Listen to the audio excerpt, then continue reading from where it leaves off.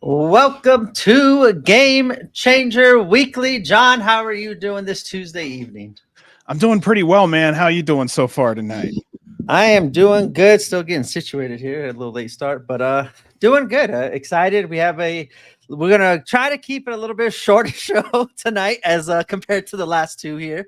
Um, we are covering GCW's Bloodsport tonight. That's the only show we're really going to be covering, but we will do the preview of a bunch of shows leading up to homecoming weekend and kind of talk about all the fun stuff and surprises and twists and turns that the road to homecoming will lead through the deathmatch royalty and Mance Warner and Joey Janela. They got a lot of stuff to talk about there too outside of Bloodsport tonight. Yeah, I might get killed tonight by some fellow listeners and fans. This is going to be one of those nights where Brant and I are going to have opposite opinions on a lot of things. Just going to put it out there out front. He loves Bloodsport, and right? You love Bloodsport. I love the concept of it. The last couple have been okay, I think, compared to previous Bloodsport standards. I think those were kind of like a little bit down tier, but after this last one, yeah, I'm really excited of this to cover this Bloodsport and to kind of cover possible future Bloodsports and see where they could kind of grow and keep continuing to change the game in the Bloodsport wrestling world as they kind of have done. And yeah, I have a lot of fun stuff to talk about that as well. So yeah, I'm excited for Bloodsport tonight. And I'm that terrible, grumpy, grouchy person that I'm still trying to. I still haven't. The product just hasn't grabbed a hold of me yet. So I'm in that situation right now, and I will be talking about that tonight also. And we've already talked ahead of time. It's nothing personal. I told him it's nothing personal. This is just how I feel honestly, and I want to make sure it goes out there. So take that for what that is. I am only one opinion, so please don't kill me, guys. A differing opinion is perfectly fine at Game Changer Weekly. They're gonna definitely think I'm the shill of this show, and I'm just hyping up Bloodsport just because it's a GCW thing. When all honesty, like, yeah, I very much enjoyed this Bloodsport. I think I have at least a lot to talk about and stuff, but yeah, it will be kind of a good cop, bad cop tonight, and we're excited for it. And yes, the raid looks like Effie's raid did come in. I did hop in his channel for a little bit here and watch the Marcus Mathers match. That was kind of fun. Yeah, So welcome to everybody. yes, thank you everybody coming from Effie's Twitch raid, and thank you Effie for the raid. And yeah, so let's get right on into it here. Hell yeah. Wrestling News Mafia. Let's see. Wrestle Dad's a big chump. We got Frank in here tonight. Yep, here we go. Already. I'm green. Yeah, man. Green and yellow tonight. That's what I'm rocking. I always wanted to make a green and yellow shirt, so why not? There's our raid chump. Welcome to see you. Frank, always awesome to see you. Hey, howdy. Hey, boys. Yeah, we're going to kick this one off tonight. We had a great time watching this. More for Brant than anything else. Again, I'm the bad guy. I will say up front, great job by the referees for handling business out there. I thought they did one hell of a job. And I think with the way the whole Bloodsport concept went down, it was almost easier for me to focus on what the referees were doing. I don't know how or why. Maybe we're just used to seeing more than two men in the ring at one time with the referee, or more than two wrestlers at one time. So I don't know, but I could really tell they played a very pivotal role in this show. And I wanted to say that I felt like Bloodsport also put a greater spotlight on our excellent referees. Yeah, I actually enjoyed a lot of what the referees did too. They kind of felt more like MMA kind of style referees more than wrestling ones. I did it. I think the whole, like, everybody, I think they really just kind of dove into the whole MMA aspect on this one, which I am happy to see. And yes, DJ Luda, we are doing good. Don't worry about last week. We were back here and we got a fun show tonight. All right, so GCW's Josh Barnett's Bloodsport. That's 11, right? I got a little confused on my Roman numerals. I Googled. Yes. I got Google there. I'm like, it's been a while since I used Roman numerals. That's 9 or 11. I think that's 11 here because it's after. There we go. I'll adjust the notes. GCW Bloodsport 11. Yes, coming to us from New York. Once again from the Roulette Intermedium in New York City. And yeah, I like the venue. my pre kind of notes here going into Bloodsport. A lot of my notes too. I'm really just gonna read off my notes because I took a lot of notes these nights. So a lot of them might sound a little repetitive, but I do change it up here, and I do actually eat a lot of crow throughout this episode as well. But I was going into this Bloodsport. I was really hoping for better striking and more ground fighting compared to what we saw at last collective, as we were kind of talking about beforehand. Before we hopped on, it seemed like last time it seemed like a lot of just a regular German suplex ended the match, but we didn't know it was the finishing move until the referee jumped in and everything. So I was kind of hoping to see more, not cleaner, what's it, more like definitive knockouts and slam outs and all that stuff. So that's one thing I was really hoping forward to. I like the opening ceremonies, as always. I enjoy the crowd chanting the Bloodsport. I love how they line up and face their opponents, and it kind of lays out how the card's going to go throughout the night as well. And the big thing for me heading into this one was the Creed brothers, seeing how the brothers would fit into Bloodsport. I think they were kind of seemed like the perfect wrestlers that would fit right in and destined to be Bloodsport in the Bloodsport arena and in a Bloodsport ring. So that was kind of my pre-show notes heading into Bloodsport here. Okay, here comes the bad guy. I had headphones on and the squeaky ring was killing me. Just wanted to put that out there. Like I said, I'm the Grinch in this one. I'm going to go ahead and just double you for a moment. The Creed brothers were fantastic. I have been keeping myself wrestling wise with blinders on, so it's been only GCW. So here comes Charlie Dempsey, which of course I know watched his dad for the longest time. And then the Creed brothers I've only heard of, but this was the first time I had a chance to see him, and I see so much potential there. And again, they were so damn good. And yeah, I just wanted to kind of piggyback on you this time. Tables are turned here. Right. But yeah, I really thought that was fantastic. And yeah, I got to see some newer talent that I haven't had a chance to see yet. Yeah, and we'll go right into the first match here, as one of the newer talents that I've never heard of, and this was my first time seeing them, was Hedy. Oh, someone messed this up. Hedy Caraway. You're on your own, my friend. This is one of the only ones I don't know. Yeah, I couldn't. I caught Hedy, at least. That's what I was kind of worried about too. But we're awful. So sorry, guys. I can't figure it out. Hedy Caraway going against Mecca Brian Johnson. Yeah, I don't want to steal your first one here, but my notes here, I wrote Brian looked good last time we saw him in Bloodsport, and Hedy looked really good and promising as well. I wrote Hedy's ground game throughout the match was strong, and I loved all the different styles of submissions he used throughout this match, and it was a strong opening style and got me actually excited just because of earlier, like I said in my pre-notes, I wanted to see better ground fighting and submission games, and right away I saw a boat ton from Hedy, and I enjoyed it, and I was like, yes, Hedy fits right in here. I'm going to assume he's probably trains with Josh Barnett out in his gym, or at least trains the more MMA than professional wrestling, as I never really heard his name in professional wrestling. But Johnson, good as a heel with the Philadelphia shirt on in New York City. I like that immediate heat that he got there. And I just really enjoyed this first match of the night for Bloodsport. It was a good, strong, I got what I wanted for opening matchup. What stood out for me in my short notes, again, everybody, sorry, you're going to get short notes. There's no 3-pagers tonight on some of these matches. Hedy's ground game was just fantastic. I hadn't had a chance to see them before.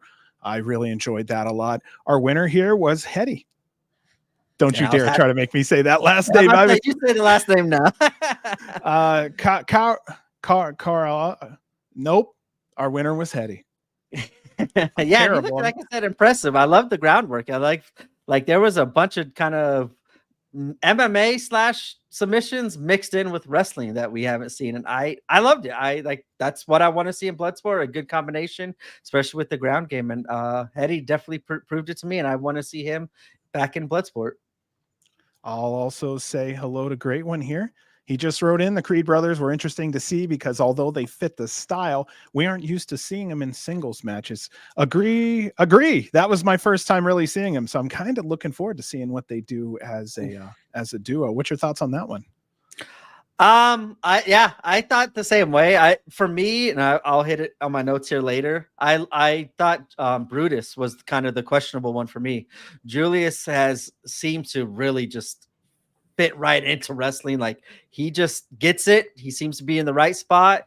He's got an explosive mood set. And for me, I think Brutus was the one in his head. Like I think he's physically got the wrestling skills to be a good wrestler. But I think just in his head, he's kind of put it together, do the psychology, and he's just like overthinking a lot of stuff. But in my notes later, I wrote during this Bloodsport, I think that just disappeared. You see him kind of went into his own ways here, went into his collegiate, like amateur wrestling, dove into that. And when he wasn't in his head thinking about what to do next, he looked a lot more fluid and experienced in a Bloodsport ring than a WWE ring. And I think that kind of goes on as Great One said, being in a singles match where you are now have to all the spotlights on you and not just your tag partner and the other tag team. So that was for me the one thing I was kind of looking forward to was more Brutus and Julius. I thought Julius would exceed, but I wanted to see what Brutus brought to this table. Yeah, I was reading that. I have to bring that one up to my wife here. I'm gonna bring it up. She's a big Friends fan. Yeah. I see here Ross. She's gonna look for that Friends paycheck. I do that. I do kind of do that when it gets a little loud. I'm like, can we bring it down just a little bit here? Oh my gosh. And then I'm just going to throw this out there too. Wrestle Dads, welcome, brother. The Creeds are fucking awesome. John, watch more. Hey, I think I have to because I'm looking for WrestleMania tickets for Las Vegas here soon. And I feel like to get my money's worth, I need to be caught up on everything that's going on. Yes, definitely. All right, our second matchup of Bloodsport was, as we were talking about, the aforementioned Julius Creed going against Matt Mikowski. I'll let you take your notes. I want to run over you just in case. I got the only note I'm so guys, Creed picking up Mikowski over his head into a suplex 3 separate times, I thought was absolutely amazing. Yeah. That was actually really... All right, sorry guys. What a great night to tune in, motherfuckers. John on his Bloodsport. Oh, me and Bloodsport. Yeah. Don't you give me that much dead space again? I think it's the delay that causing the dead space. Yeah, that's it. This was probably the one match on paper I was really looking forward to the most because, like I said, Julius, I think, just gets it. Seeing him in this sense, I think I really wanted to see him kind of just show off and showcase his amateur wrestling style and stuff that we don't really get to see him show off a lot of in WWE. And Matt Mikowski kind of being, to me, like the child of Bloodsport. Like that is what Matt Mikowski is as a wrestler. I think he is the MMA hybrid wrestling crossover specialty wrestler that he is. And this one on paper had me looking forward to see what would come out. And I just think both in a Bloodsport setting looked very tremendous. Julius just was awesome. He fit right in. This is, to me, what Bloodsport should look like. Like as we were kind of talking about earlier, some wrestlers and some people in Bloodsport where it kind of seems like, hey, they either just got out of MMA and now kind of want to still stay active and still kind of use their MMA training and skills while also making money, but turning into a Bloodsport setting. And for also kind of like wrestlers where they're more amateur wrestling, have like their stronghold there, where I think this would bring the best out of them in a Bloodsport setting. So for me, this is a Bloodsport match. I love the fans started getting into it during this one. To me, this was one of the better Bloodsport matches in recent times. As you said, Mikowski getting tossed around by Julius was incredible to see and fun for me to see Julius just tossing them around here.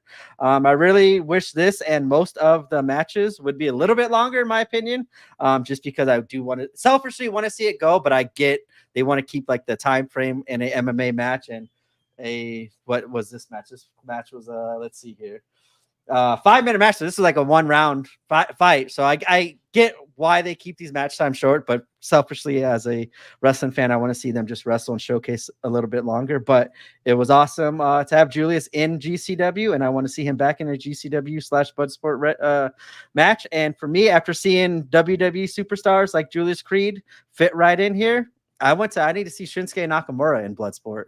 He's not really doing much in WWE. I'm a huge Nakamura fan too. And for me, just I think this would give them something to do in WWE. If they're going to let wrestlers kind of come over here, they're going to acknowledge it. They acknowledged it last night on Raw that the Creed brothers wrestled in Bloodsport. I would love to see Shinsuke Nakamura bring his MMA and striking and ground game and MMA history to Bloodsport as well. So that's for me. I know my notes kind of went all over the place, but I think Shinsuke would kill it just like how Julius did in this match. And for me, Mikowski getting this showcase match was cool to see. I'm going to go ahead and follow up with our winner here. Julius Creed knocks out Matt Mikowski, which was abrupt, and that's how knockouts happen. So also I want to say hello to Darren Walker came in. He says, hello, everyone. Welcome. We're a decent group in here, so feel free to have civil fist fights with whoever you want. I'm just letting you know ahead of time, though. Our listeners can hold their own, man. These are independent fans. They know their shit, and they keep us honest too. So feel free to come in here and have some fun. I know we're covering Bloodsport. They're going to get the fighting spirit in their bodies here in the chat. Yeah. we've had a lot of real fun, healthy chats, not in a mean way, but we've had some good chats where we've had fans going back and forth on things. So that is appreciated 100%. I'd rather have that than a bunch of people who don't know what they're talking about. Plus, I like being corrected. I've learned so much. No shit. Mm-hmm. Both of us have learned so much because someone's able to go, this is how it went down. So I appreciate that. Yeah, I always love it when they prove me wrong here and get the names right or the venues. I enjoy learning from our fans here because they are, like you said, very knowledgeable here, and they definitely keep us in check here. All right, let me see here. Back to your notes. All right, our third matchup of Bloodsport was Jody Threat going against Masha Slamovich. So Jody Threat came out first. I would love to see her in a wrestling capacity more at GCW. She's believably badass. And I just wanted to clear that ahead of time. I remember we saw her at the IWS show just a couple weeks ago up in Toronto or Montreal. Can't remember which one it was, but she's fantastic. She looks like she has a little wild streak in her. She's strong as all get out. That was obvious. Like her legs, like she is strong as shit. I wouldn't want to be messing with her. I also want to say that this match 3, the women went harder and more intense than the first 2 matches in my eyes, and I just had to put that out there. But Masha out wrestled Jody, but Jody had the power here. So I'll leave it at that and toss it back to you. Yeah, I'm gonna kind of follow up here what you said. First, this was obviously another matchup I was looking forward to. I was once again happy with Jody. Last time we see her, and we've seen her a couple times at GCW. I think before I said, just like you, I just love seeing her, like her crazy, wild wrestling style. You just like unpredictable, like that just fits in GCW. You just never know what the hell's what Jody's going to do in a GCW ring. I think that's perfect for fans like me and you. I was happy to see Jody get this match, and yeah, when she came out, like just running around the ring, she looked like just energy, whipping her hair all over the place. When she ripped her shirt off too, like she just looked incredible shape, and like she's been working hard, and like that's something I've never really seen like that in GCW. As you were saying, like her legs, she looked like powerful. She looked like completely different person kind of going into this match than what I was expecting to see. And I was glad to see the hard work paying off for her. And I wrote here too, glad to see her in more places outside of GCW, and now working with GCW. I want to see her work more here in GCW. This was another exciting match. As you said, Jody, I think really held her own. To me, just held her own here and shined, and kind of was throwing Masha around a little bit too, and working with her and showing her a lot of the different strikes that we haven't really seen from Jody in a wrestling setting. For me, I wrote to at this point already, as you said, the women brought it here. This was out of the 3 matches, one of the most exciting ones so far. Already, I wrote down this was a better Bloodsport so far than the previous one that we had at Collective Weekend back in April. There seems to be more of a sense of urgency, more realism in the strikes and the ground struggle in the submission game and the wrestling. This match was way more believable, and I enjoyed every second of this match. This event also too overshadowed the most recent Japan one that I was telling you I watched like 2 days prior to this one, the Bloodsport that they had. Bushido, it was. Had the more, for me, bigger names, but the action in this one was better. And I think the difference is the struggles and the realistic strikes make a huge difference in MMA and striking and kickboxing and stuff. And just seeing that in the wrestling ring so far in this blood sport had me believing in the action way more. I wish the crowd was into it a little bit more. I wrote this into it. And then as like later on, I was like, oh shit, I totally went back and ate my words there. But at this point, the crowd was getting into it. I just wish they were just a little bit more excited, especially at the beginning of the show. So that way it kind of holds and keeps the crowd hot throughout the entire show. But the talent too that they brought in for this blood sport is way more better suited, I think, for blood sport action than previous times. And the crowd stepping up and bringing their enthusiasm to make blood sport as a concept work, I think, is a huge concept. Just in general of why, if it's going to work in a WWE setting, I think the fans are a huge factor in that situation. I'm gonna definitely hold off till the end of this this review on Bloodsport before I talk more about the cooperation from the WWE, because I think that's a thick talk that we're gonna have here shortly after all the reviews. So I'll just leave it at that. I'll put our winner here as Masha Slamovich. She basically just kept punching and punching and punching until she was done. Okay, Masha and Jody, either a tag team or I'd like to see them run it back in a wrestling ring again, because something about them just clicks right, and I'd like to see it again. They both have a wonderful equal what's a good word for it? Just aggression. They both have an aggressive streak that I really like that they bring to the ring, and that not give a shit warrior attitude, I think, is really awesome to see in both of those women. So yeah, Jody's impressed me for a long time now, and having her in Bloodsport, I think, was just another dimension that we needed to see in that wrestler. So yeah, and actually her and Masha had a match on Impact just recently, like right before this one too, which was kind of funny to see them kind of mix it up beforehand going into Bloodsport. Where are my notes here? Okay.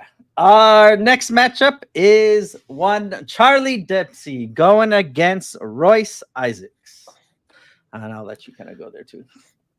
Sure. I wrote here that Dempsey was impressive. I've watched his dad wrestle for years. There was an impressive pop-up German suplex that he had jumped off on.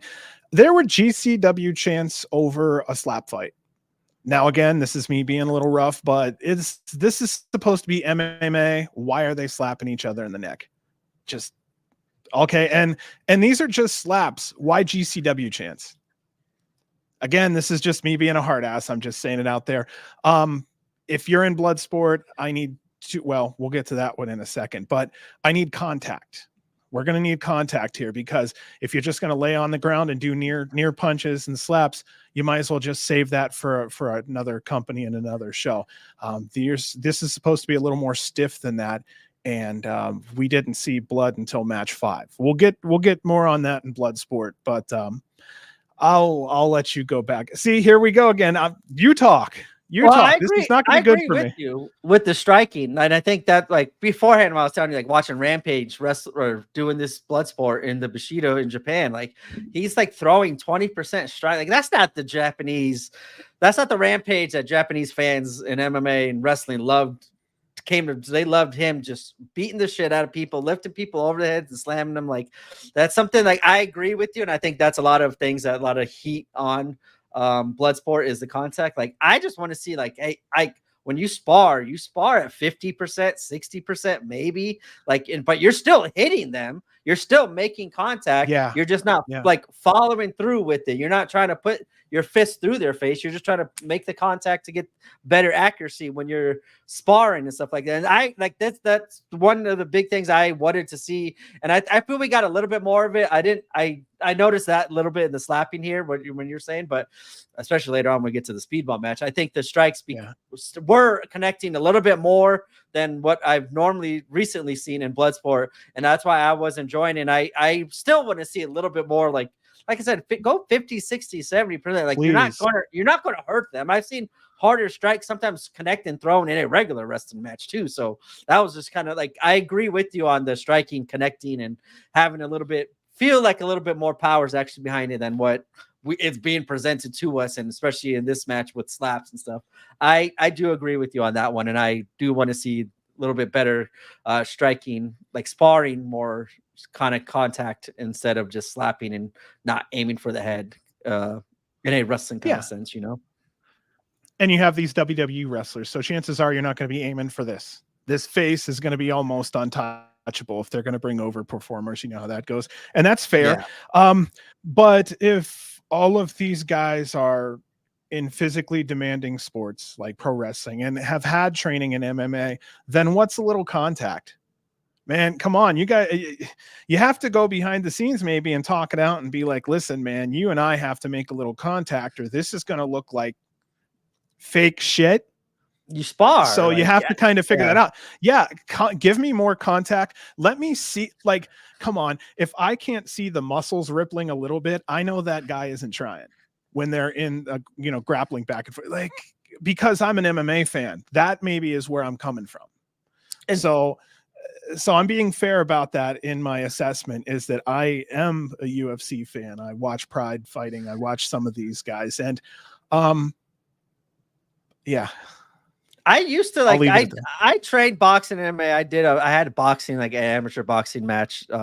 And like when we sparred, like it drove me nuts. Like when my partner would hit me and like, oh, sorry, like, dude, like, don't be sorry. That's what you're supposed to do. I'm supposed to move out of the way. This is supposed to teach me a lesson. But like you would hit, like it would hit me, and like I wouldn't be like mad, but I wouldn't think like he also hit me with his like thing. Like he just he connected. Like shit, I just need to move. But like he would sit there and say, sorry. I'm like, no, like that's what this is supposed to be. You're supposed to hit me. Just you're not supposed to. You need a threat. Try to knock me out. You're supposed to, so that way when I don't get comfortable, like just doing my little shitty moves. Right.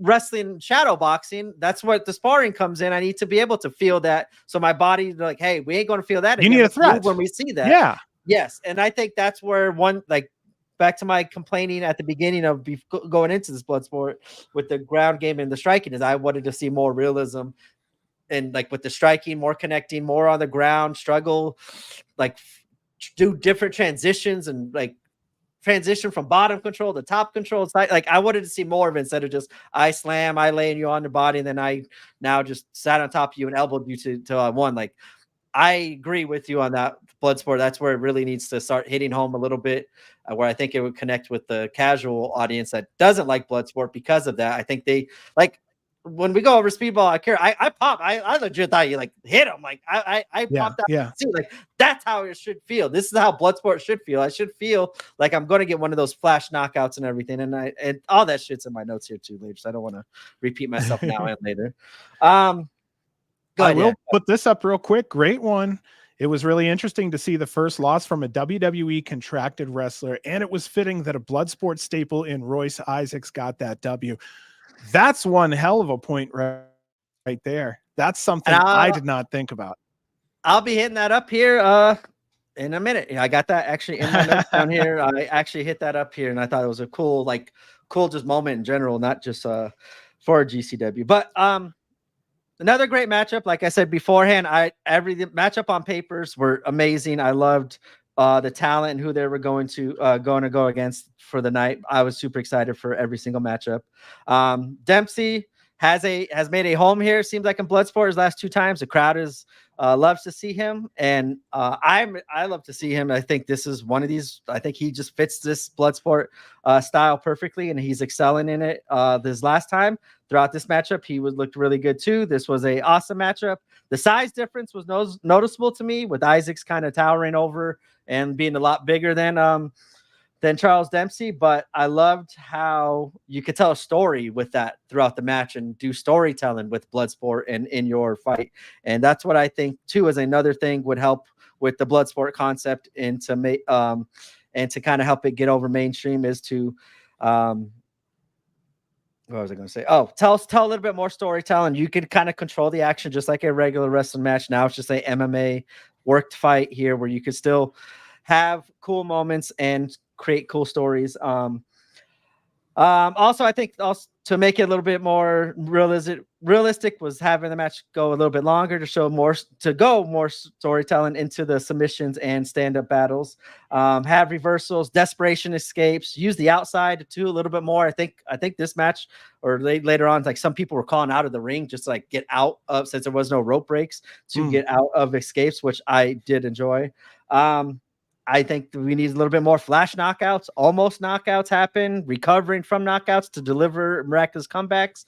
I think we just need a little bit more MMA results in some of these matches. I'm digging the improvement of Bloodsport compared to the last show, and I can't wait to keep on seeing it grow. Dempsey and Isaac also made me wonder here why we can't have more wrestling company crossovers. In Bloodsport, just this alone, we had New Japan, NXT, Impact, WWE, GCW. We have all these companies sending talent here. And in this match specifically, and New Japan and NXT, somebody's got to lose. And obviously, nobody cared who lost this match. So WWE doesn't care if Charles Dempsey takes this L. Why can't we see this happen a little bit more often here? Somebody's got to lose. There doesn't seem to be any problem here. And I think the best thing for Bloodsport and just wrestling as a whole would be to have all these companies still letting us use their talent that they're not using and maybe put them in a more advantageous booking position to work a blood style matchup compared to what we see they usually perform in what style of wrestling they perform in their normal home companies. And yeah, I just thought this was a cool thing of Royce Isaacs picking up a victory over Charles Dempsey, because yeah, that to me was kind of blew my mind there that NXT would take a loss to New Japan, but if it's working, why not? I'll take a break there too, because I also got a story here about Josh Barnett that I wanted to say, but I can save that for later. Sure, I'll just announce our winner. Our winner here was Royce Isaacs. He had tapped out Charlie Dempsey.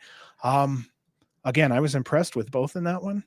And I want to see Charlie back. He has a little it factor there. I don't know if it's his look or whatever, but yeah, when he gets rolling, I think in WWE, he's going to be the beautiful British snob that I think we're waiting to see. It's totally regal.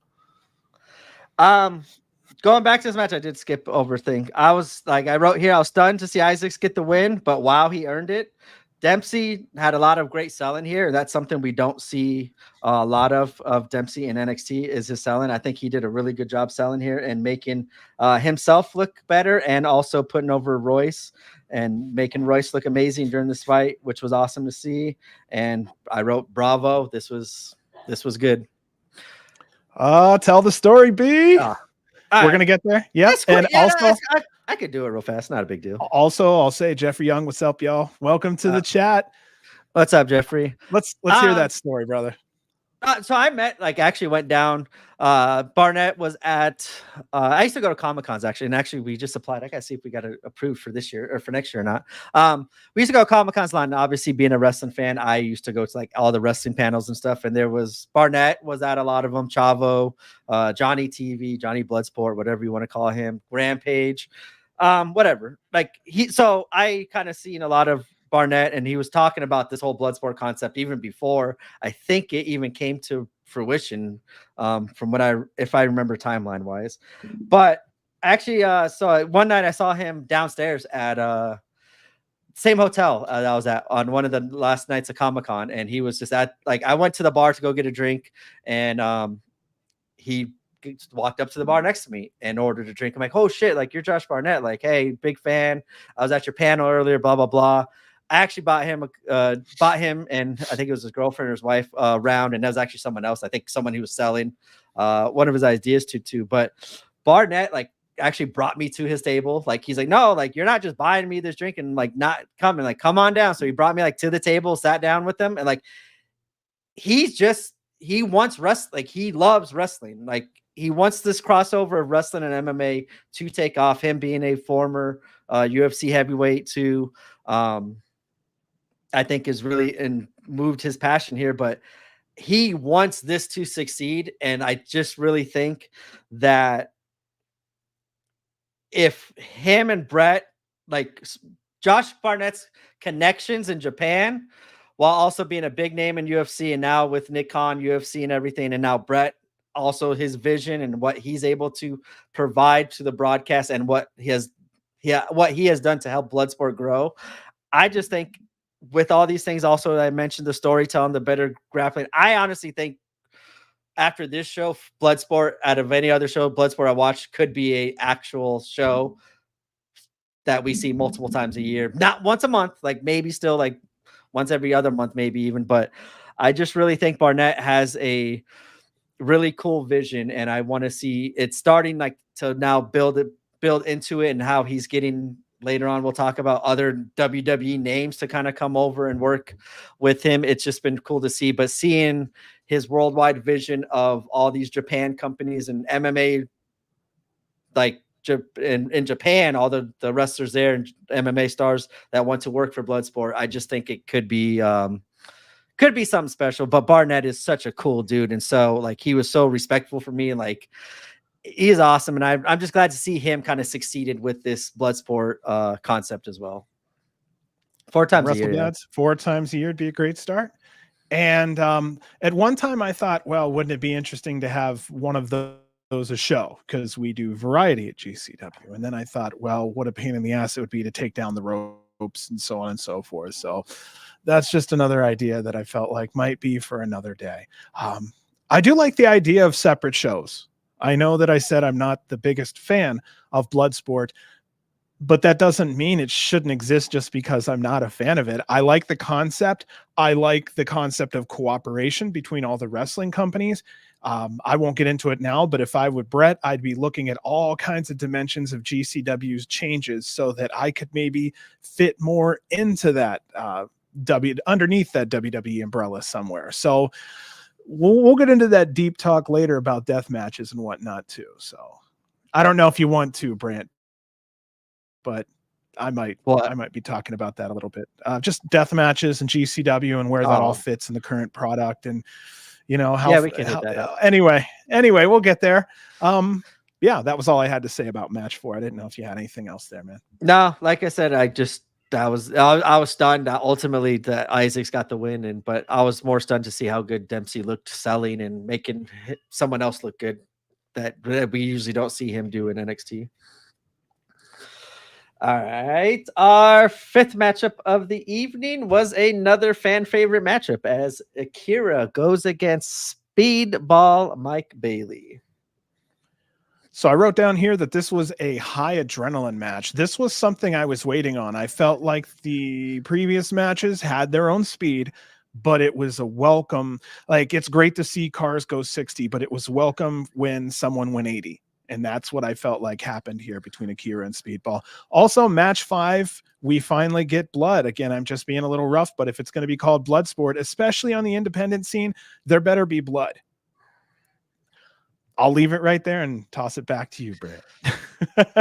Well, we did get blood here in this one. For me, I was obviously excited. I wanted to see.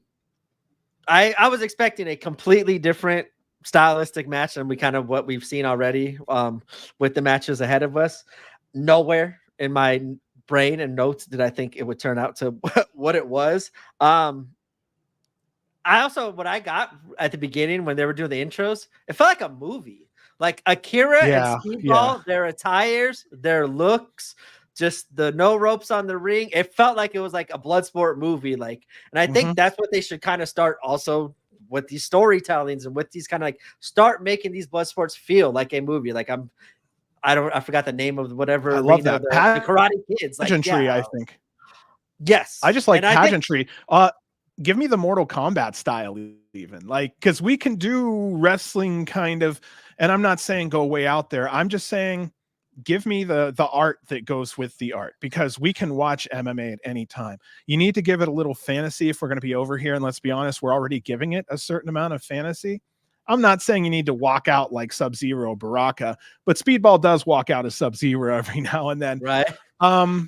I do find it interesting that it could be held under one of those types of like environments would be fantastic. Like the old ancient Asian fighting style environments that would have the red banners and setting some type of a tone would be fantastic. And again, it just sinks you deeper into the product itself. And some may like that and some may not. But again, if this is going to double MMA, which is what it is, then I still feel that you need to reach deeper into the pro wrestling aspect to maybe find lighting, something that may dress this up. Because I understand there is a fan base.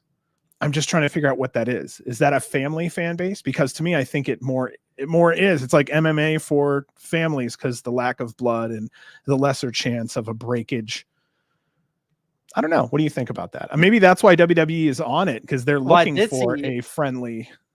I did see kids like sitting in the front row there, but like the Yeah. one kid looked a little younger, he looked kind of like bored from it. And I absolutely kind of understand that part. Yeah, I don't know. Like yeah. I don't For know if me, it's family, but yeah. Okay, Jeffrey, you're gonna kill me. We're only doing the GCW stuff, and that's why we haven't answered any of the questions. If you want to answer any of them, Brand, I just don't know any. I know he was asking about the Wyatt Six through NXT, SmackDown. That's a very broad question. Yeah, I say yes. Let them just wreak havoc and go viral all over the place. Yeah, that's what I would kind of do. Let them be like, feel like you can't control them as you kind of already can't control them at the moment. And my thoughts on it, just in general, is the WWE has a penchant to be corny after a while. I know that might have been McMahon.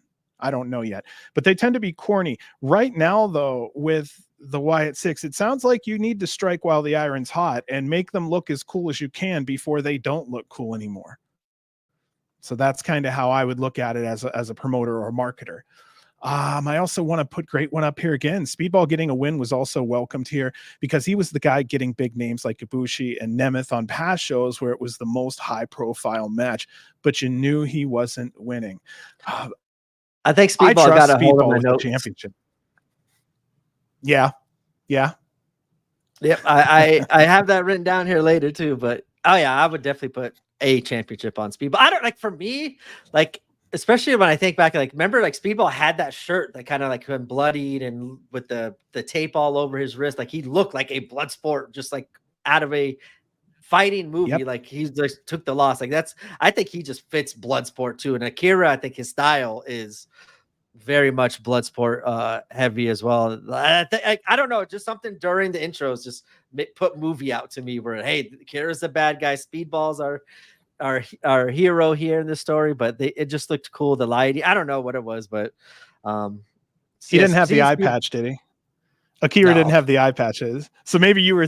If he had the eye patch, I was thinking maybe you were just buying into the James Bond evil 007 bad guy. Did, yeah, I don't think he did. Maybe he did. I don't know. I can't remember off the top of my head.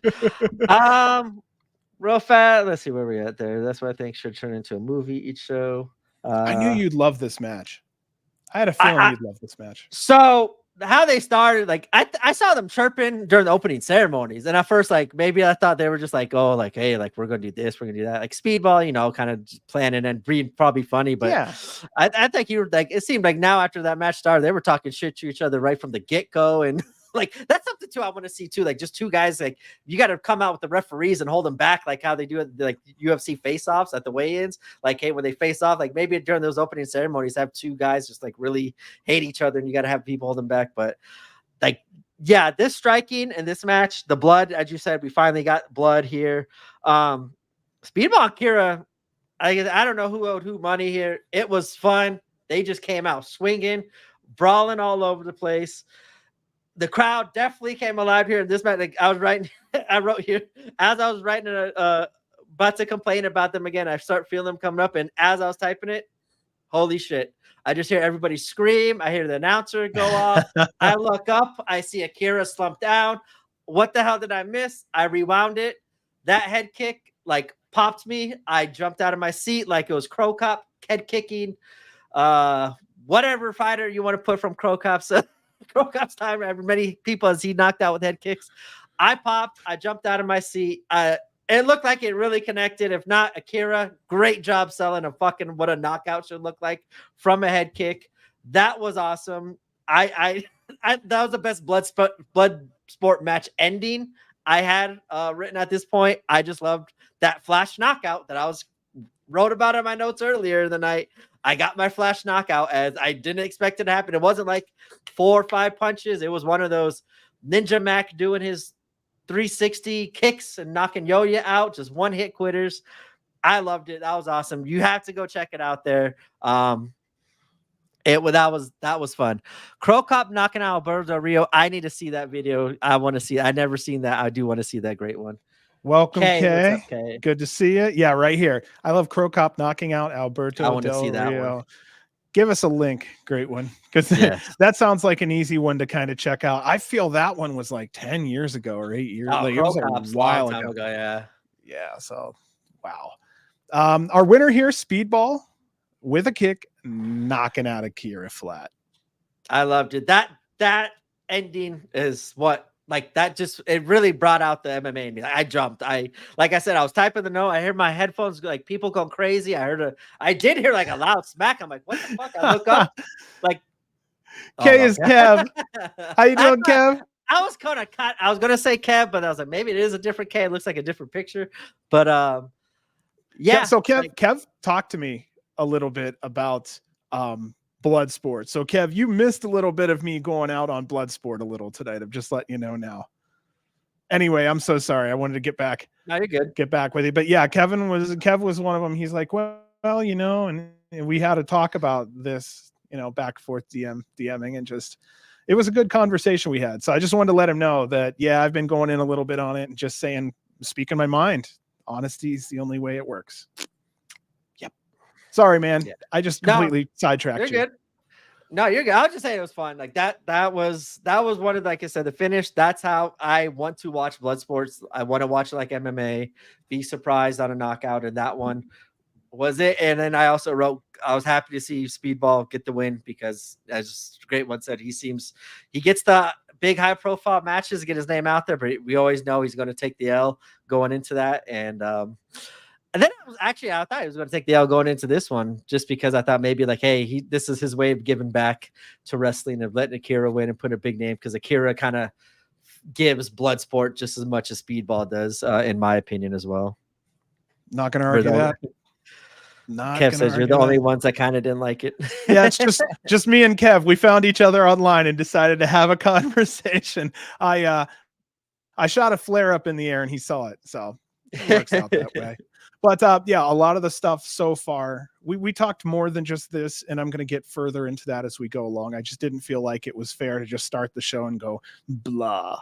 I felt it was much better to just talk about them as they came along. And then again, at the end of this review here in just a little bit, I'm going to kind of air a little more grievances about it. But again, I'm only one opinion. So, you know what I mean? If I'm going to be the 2% out of 100, I'm sorry, but it's better to be honest than to be, oh, this is great. This is great. And kissing ass all the time. Ain't going to happen today. Ain't going to happen. My honesty is going to kick in here in this next match. But otherwise, we love everything. Oh, yep. Kev is a hater. We love you, Kev. Yeah. Here he is saying, he said it was cool if it was a one match event and can't keep the reality suspended for that long. And that was one of my biggest, you know, if you're an MMA fan, or if you have someone, or if you know someone, or if you're that person that's trained in MMA, that's something that, yeah. They DJ Luda here. Hey, that's okay though. I mean, see what I'm saying? There's something for everybody. Yeah. So he said, I love Speedy. Hopefully he will pick up more wins since he is the X Division champion, maybe more titles too. Who knows? Yes, I agree there. Definitely more titles for Speedball. All right. Our sixth fight of Bloodsport 11 was Brutus Creed going against Tom Lawler. All right. I just put Creed was more dominant and he had lots of slams. Yeah. Sorry about that, brother. I just went and yeah, there could be a little bit of a delay. Yeah, could be. So for me, as I was kind of mentioning earlier, I did write this down for before the match. I was really hoping this would bring out a different version of Brutus than what we see in WWE. I was hoping for a similar effect of what we got from Marina Shafir when she kind of started showing up in Bloodsport, and we realized like, hey, this is her style, and now she's using these kind of her stylistic Bloodsport matches in her regular matches. And for me, I was kind of hoping it would do the same for Brutus and win a lot more fans, including myself, over on his style of wrestling.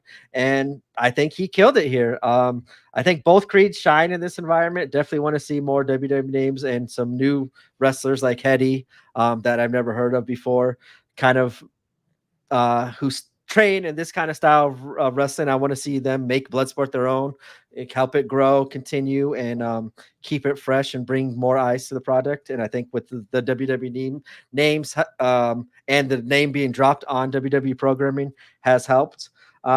Brutus looked really good, and I think Lawler once again looked really good as well. This one is so here I give flowers to Tom Lawler, who I was kind of, as we talked about before, people kind of not being your kind of style wrestler. For me, Yes. Tom Lawler was not my style. I first didn't really appreciate what he kind of did, bringing MMA and wrestling kind of crossing over. I didn't really appreciate his style and what he was doing, but the last 2 years he has definitely improved, I think, in my eyes, as wrestling and incorporating MMA into his wrestling. He's been having amazing matches all over, and having good matches with different companies all over the world, and having fun. And every time I see him, he's gotten better and better. And tonight he shined in my eyes while bringing out the best of Brutus, and bringing out the best Brutus I have seen in any setting as well. So I did want to give a shout out to Tom Lawler there. And this was a great match, and commentary also did a great job throughout the night as well, bringing kind of the MMA energy to this proceedings. Like I said, that they're losing their minds on the speedball knockout. Some of the big strikes and the groundworks, they were doing really good job of saying the names of them and explaining the transitions into the different ground controls and stuff. Even MLJ bringing up some stuff like, oh, he once it gets his leg out from underneath, from in between his the opponent's legs, so that way he gets the dominant position. Like, they brought a lot of MMA knowledge and vernacular and vocabulary to this, and I enjoyed that, being a MMA and fan to it. So give a shout out as well to commentary for that as well. Here we go. Chat's rolling again. Kev asks, what was the segment on Raw where they were doing the Bloodsport thing? Great one answers right underneath. Raw Underground. So if anybody had that as a $5 question. Kev said Bloodsport is Raw Underground 2.0. I don't see why not. I don't see why not whatsoever.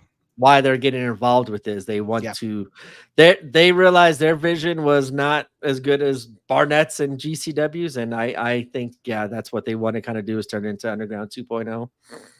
What if the Beast Incarnate, Brock Lesnar, showed up at Bloodsport 11 Wrestling? You know what I'd do? I would shit my fucking pants is what I would do. And you know what? Instant fan right there. I'd book him right at the top. I'd have him throw Barnett clear out of the ring into the rafters. And I'd be like, you know what? We got a new monster.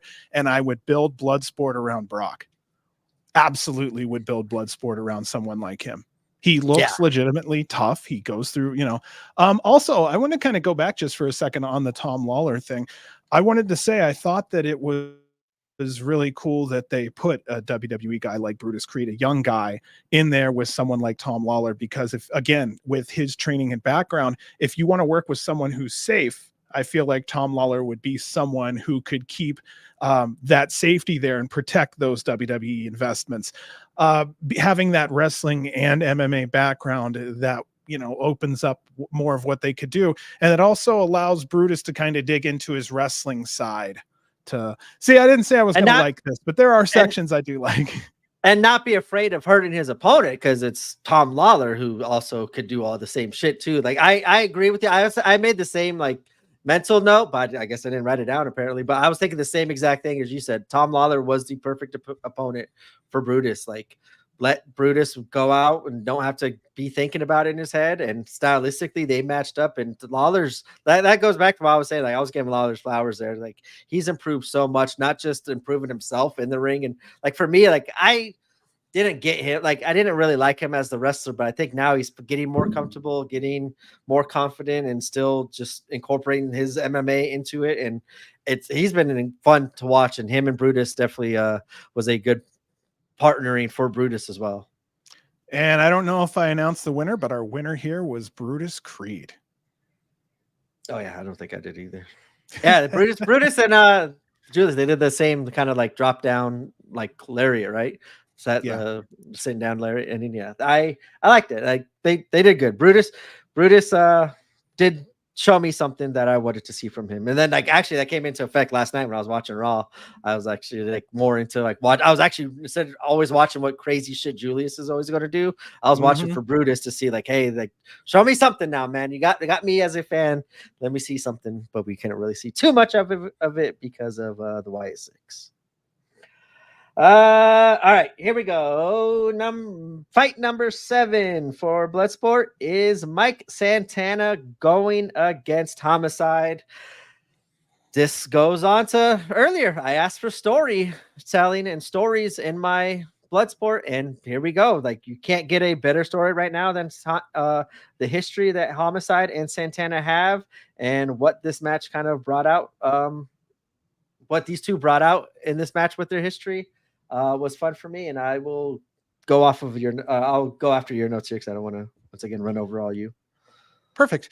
My first note: why isn't Mike Santana wrestling at GCW? He looks fantastic, and if anyone has been watching his journey for the past year or two into sobriety and just working himself back up into a wonderful shape that he has, great job. Both these guys went off at one point here. I'll kind of just send it back to you here. But again, I'm seeing where the fun in Bloodsport may be the names that show up. I think that, you know what I mean? Like seeing Santana on Homicide was a little more exciting than seeing like Mikowski, and you know what I mean? Like the name value really does matter over here. And I think that's where the concept of Bloodsport could be fun, would be watching someone that's very popular out of their element. Who knows? Yeah, maybe it's clicking. Especially for me, it's like seeing a New Japan against an NXT star, and like, oh shit, for me, like, get the politics out of here. I want to see them fight, wrestle, and I don't care who wins or loses. I'm not going to care. This win is not going to carry how I affect how I'm rooting for Charlie Dempsey over NXT. Like this is not going to really affect me. What is that? Shooters boring. He said boring shooters get old. Yeah. All right. So for me, like I said, this is where I get my story. These two history had me dialed in, especially me being a huge Homicide fan. And now here's where I once again I was late to the party with Santana. Not hating here. If Santana ever gets to Santana, I'm not hating. But I admit I was wrong when Santana first left Ortiz and AEW. I'm not talking about like just the whole breakup and stuff, but just like when he left and went to be a single star, I felt like Santana was forcing himself to kind of be presented as a bigger single star than what he actually really was. Like it felt like as a fan, I had to go out of my way to root for him being the single star just because he has the name of Santana, where I didn't get that. Like for me, like you had to earn it. He had to go through the wars that he's gone to on the independent scene. I didn't feel like he was the star at all, really, until this show. That his entrance at Bloodsport in New York, they gave him a hero's welcome there at the opening ceremonies, and then once again, and his energy too at the opening ceremonies, you could tell he was like happy to be there and take all this in and get that recognition. But I think also going into this match and his entrance with Homicide was very eye-opening to me. It now starting to feel like he is becoming that star that he wanted to be. And I'm glad to see it. I'm seeing it also too with his confidence and his quality of work as of late. The crowd response is treating him like the star, and I'm glad to admit that I was wrong. And I want to see where he goes with this star kind of feeling that he has.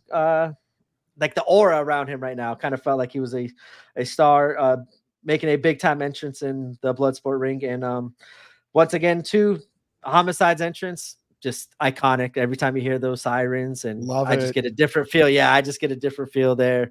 For me, like right away, I was bought in and really intrigued in this match. Santana and Ortiz, or Santana and Homicide definitely threw some punches out there. A lot of disrespect too on some of the groundwork as well. And the ending at the end with Homicide making Santana tap out and then not giving it up immediately was kind of shocking to me, unless I missed some sort of where they have some bad blood history where I didn't think it was really bad blood. I thought this was really going to be a match about respect and everything. it was cool to see. And then afterwards, even Homicide getting into it with Chad Rico and trying to put Chad Rico in a triangle choke. It looked like Chad Rico kind of got like legit pissed. I was like, don't you fucking put your hands on me. Don't ever put your hands on me again as a referee. I enjoyed that as well. And then at the end, Homicide refusing to shake Santana's hand. Makes me hope now we get a second blood feud rematch in Bloodsport, and hopefully we will see a little bit more blood in that match, and to kind of live up to that feud. And I enjoyed this match, and felt a lot of what's it called, heat during this match. I forgot the name of it. You're on mute, by the way, just so you know. Sorry, I went rambling there. No, it's no. That's perfect, because again, this is more your night, and I love to hear you sit here and give your opinion on things. It lets me kind of sit back just a little bit and, like, kind of see how you think a little bit on this. Yeah, I really felt hopeful that Homicide and Santana does kind of spill over into the next Bloodsport or whatnot. And again, same thing, storylines really do matter. And here we are again, where I feel like we have something set up, and that gives me anticipation for the next show, and that sells tickets. So our winner here was Homicide. He knocked out Santana. And just as you were saying, Santana tried fighting Chad Rico after the match. No. We both saw the same thing. Yeah, I just, that was a good match. And like I said, it really does come down to name recognition, even in Bloodsport. Yeah. So then I'm just going to say over here real quick, we have Jeffrey Young. What if the Glamazon Beth Phoenix shows up at Bloodsport 11? Who would you like to see her glam slam? I'll tell you who I would right now, because I've drawn comparisons to her. Megan Bain. I mean, again, it's a good one-time matchup, because chances are Beth Phoenix would put over Megan as the next, So I would hope that would be the way to go. At Bloodsport, I'm unsure about how either of them are trained, but in a wrestling ring with ropes, that's where I'd go with that one. Great one here. I almost thought they would enforce the reverse decision DQ rule for this match at the end. You want to talk about that one at all, Brant? No, that's kind of like I said, like, I legit looked like maybe Chad was not knowing that Homicide was going to do that after the match. Like, it could have been, like, I think at the end too, like when I was on his way up, he kind of like did the double tap on the leg as he was standing up to kind of like, I got you. But like, to me, it looked like legit serious when Chad Rico got in like Homicide's face. Like, Homicide end up like, Chad Rico had a fight Homicide off of Santana, and then like as that was happening, Homicide ends up on his back, but he brings Chad Rico into his guard, and then it looks like he's trying to fuck with him there, but then like Chad's like in his guard, pointing at his face, like, don't fucking touch me, don't you ever fucking put your hands on me. I was a little bit thought of reverse DQ, but I was just thinking, if anything, like just seeing another kind of a fight, like an after match fight of them. Like, hey, like I said, like the shit's not over just because the bell rang. Like, the war's still gonna happen. They got to be broken up, and then that sets up a future blood feud kind of in Bloodsport, which I think would be kind of cool to see. Also, I just wanted to say we just passed midnight on the East Coast with 340 listeners. Whoa, across all platforms. So congratulations for that. It's at least a nice night. Yes. What's up? Oh yeah. Good night. Good night. All right, love you. I'm gonna say hi real quick. Now's a good time. There you go. All right, we'll see you later. Sorry, writing notes here. All right. Figured I'd say good night. We're married, so figured I'd like to stay that way and say goodnight. Say you want to sleep in the bed tonight still, right? Yeah. Well, the PlayStation's on the couch though. Oh, that's a tough one then. Yeah, might have to take a bullet there. Taken him before. All right, our 8th fight of the evening was Josh Barnett going against Bad Dude Tito. For me, I was just excited to see Tito get another big style matchup. It seems like he's been getting a lot of bigger matches just in general this year, not just in New Japan, GCW, getting to work with Nick Gage and Zilla and stuff. I'm glad to see it. Bad Dude Tito is another one of those dudes that just wrestlers that he's really nice, but he's got that that Jacob Fatu in him, that little switch where I don't want to hit that switch and be anywhere near him, just because he just looks like he has that loose screw in him, which is good. I think that adds to his character, it adds to his aura for Bloodsport. It's perfect. I think he also just fits a Bloodsport name. Also being a veteran of Bloodsport and now getting to wrestle the man himself, I think is a giant opportunity for Bad Dude Tito going into this matchup. DJ Luda, East Coast over here. baby, at midnight.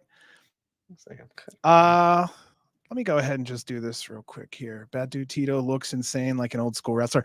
You know what? That's exactly where I was going to go. Bad Dude Tito to me has a little bit of Rhino vibes in him.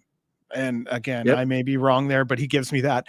The other vibe I get from him would be one of the pit bulls from ECW with the singlet cut all the way down. Like he just has kind of that vibe. So yeah, I put him in that bucket for right now, but you're 100% right there. He's definitely been getting, if not high profile, just more matches at GCW, more work, and especially on the West Coast, which is his region. So yeah, I like seeing the guy. I think he's a good guy, a believable looking wrestler with his size, his weight and everything. So I'm also a fan of big guys. So in this match, it was good seeing two bigger guys in the ring. The only downfall was bigger squeaking. Again, I listen with headphones, so I'm like, fuck, it's getting even worse. But again, you just take the good with the bad on that. I'll just pass it back to you because my notes, again, we're so short on this one. My notes were short on this one as well. I was just happy to see Tito get a big matchup against the man himself, Barnett. The one thing that kind of made me realize too, I think in Bushido, they did like a tournament for a belt. I would like to kind of see a belt or like a little mini four-person tournament, kind of what they did over there. I thought just add some drama to these matches. What about tag team?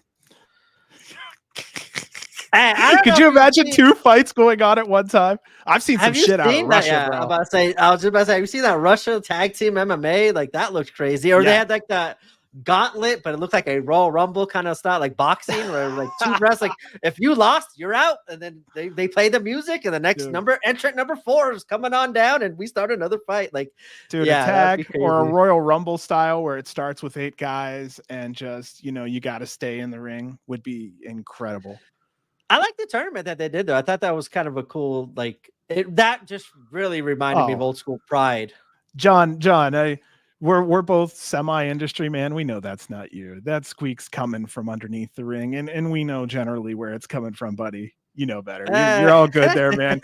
Yeah, we've both set up or dealt with rings before, man, and we've got one in Las Vegas here that's quite squeaky. So you're all good, man. You were, I'll tell you this much. I'll put that up just for another second here. I'll tell you, you were fighting with your back against the wall, and it would have been absolutely impossible to take that squeak out. So just that you only can do what you can do there. And again, definitely not your fault. You guys did a fantastic job. It's just I listen with headphones all the time, so I'm basically listening for everything. I should have been a producer. I'm listening for everything. So I don't know. It helps me to feel like I'm there too.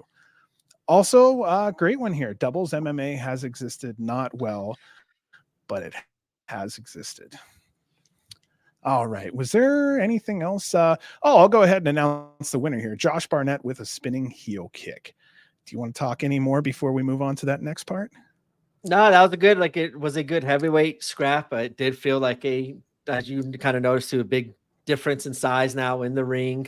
The thuds when they landed, like slammed each other, was a lot more impactful than previous before. Josh Barnett just looks good. Like I think obviously him being the creator of Bloodsport, he just always looks good on it. But the way he was able to make Tito look good as well doing this one was fun. And I just think Bad Dude Tito has some big things coming up in his just wrestling future. But if this kind of Bloodsport becomes a normalized thing and kind of a more regular thing, I would love to see him pushed in a more of a heavyweight kind of style setting if they want to break it down into, if they ever go that far into breaking down sizes and everything, because they do a pretty good job matching up size wise as well, keeping it kind of realistic in that sense.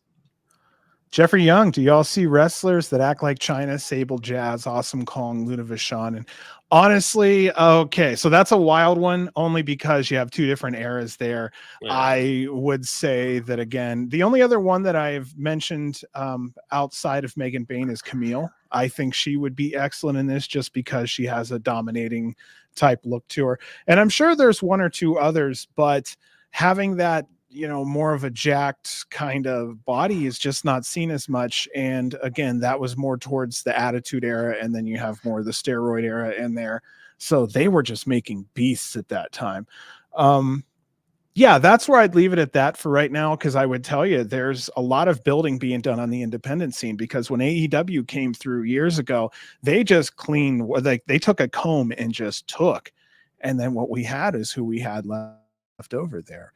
DJ Luda, I remember seeing a clip where a much bigger man beat up two smaller guys in an MMA match. One of the smaller guys no-sold a power. Yeah, I saw that shit too, dude. He basically got power bombed. He no-sold it, got back up, and then I think he ate a knockout punch straight to the face. But yeah, man, they got some wild shit out there. I haven't had a chance to watch anything really, but highlights I definitely catch. Like everything everybody's seeing, I'm catching all those too.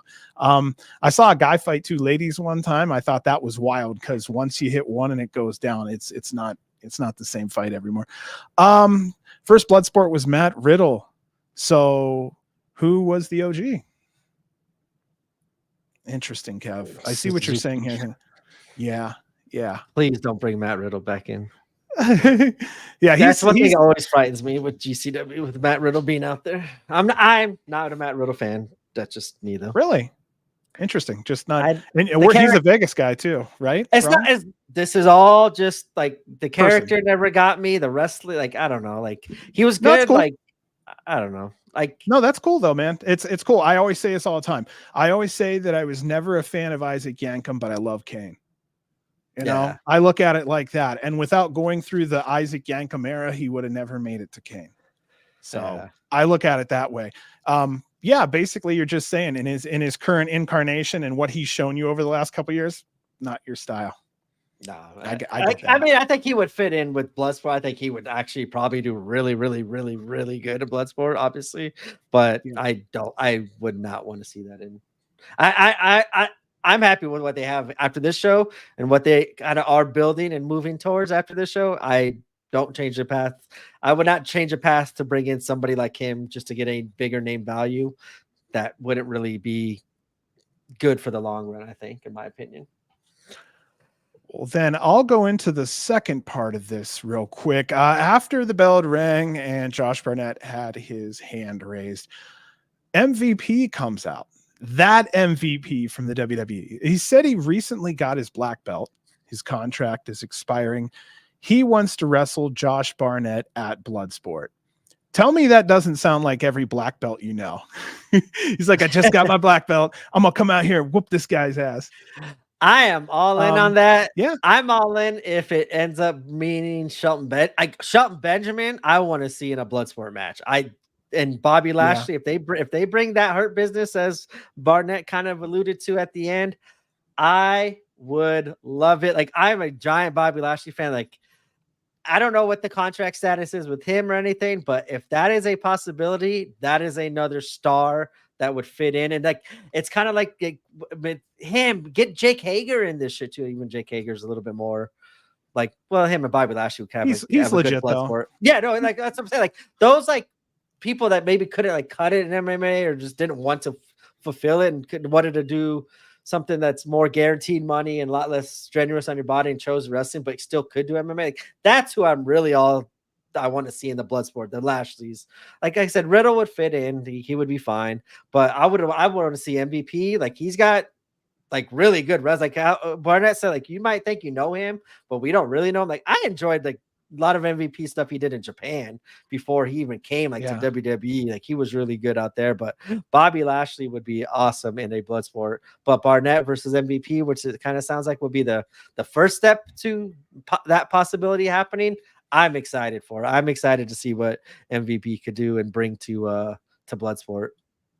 Jeffrey Young, whose wrestling career is dying in WWE without repackaging. That happens a lot. a lot. We had Papa Shango, and then here comes oh my gosh, I almost said Pimp Daddy. Wow, I'm showing my age. I can't even think of his name right now.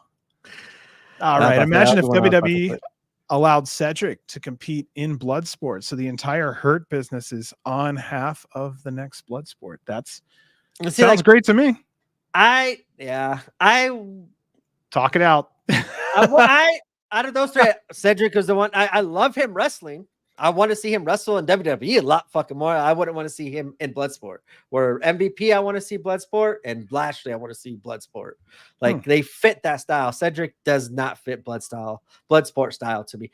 Another name we haven't seen, and like I know he kind of was doing not similar, but I think he wants to do something similar. But in his own vision of wrestling is Gresham.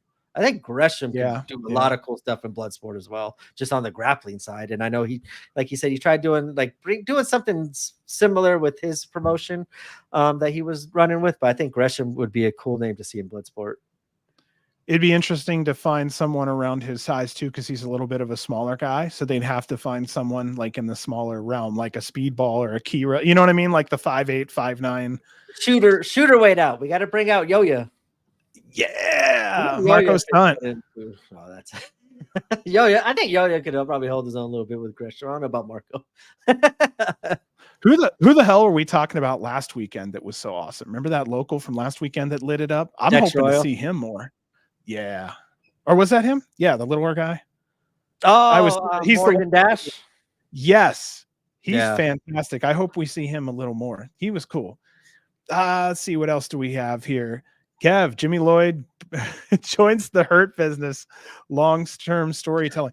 That would be cool if they somehow do get like MVP or Lashley to come out, they have to do that. Like send Jimmy out in that shirt.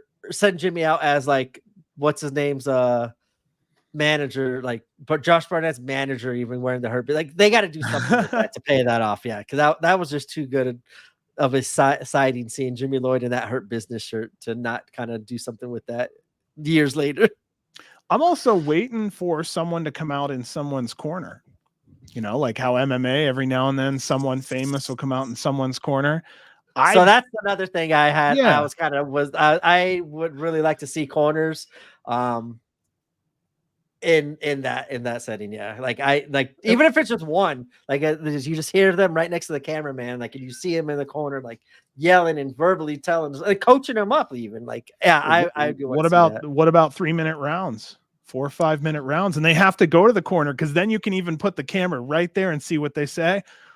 If anything, go the old Japan MMA rules. Go the first round's a 10-minute round, and then the next one's a 5-minute. And then, like, let's say there is no finish yet, and there is no clear winner, then it becomes a sudden death round. And like the rounds and possible decisions do add a little bit more drama. I'm not a big fan on the decision so much, but I could see.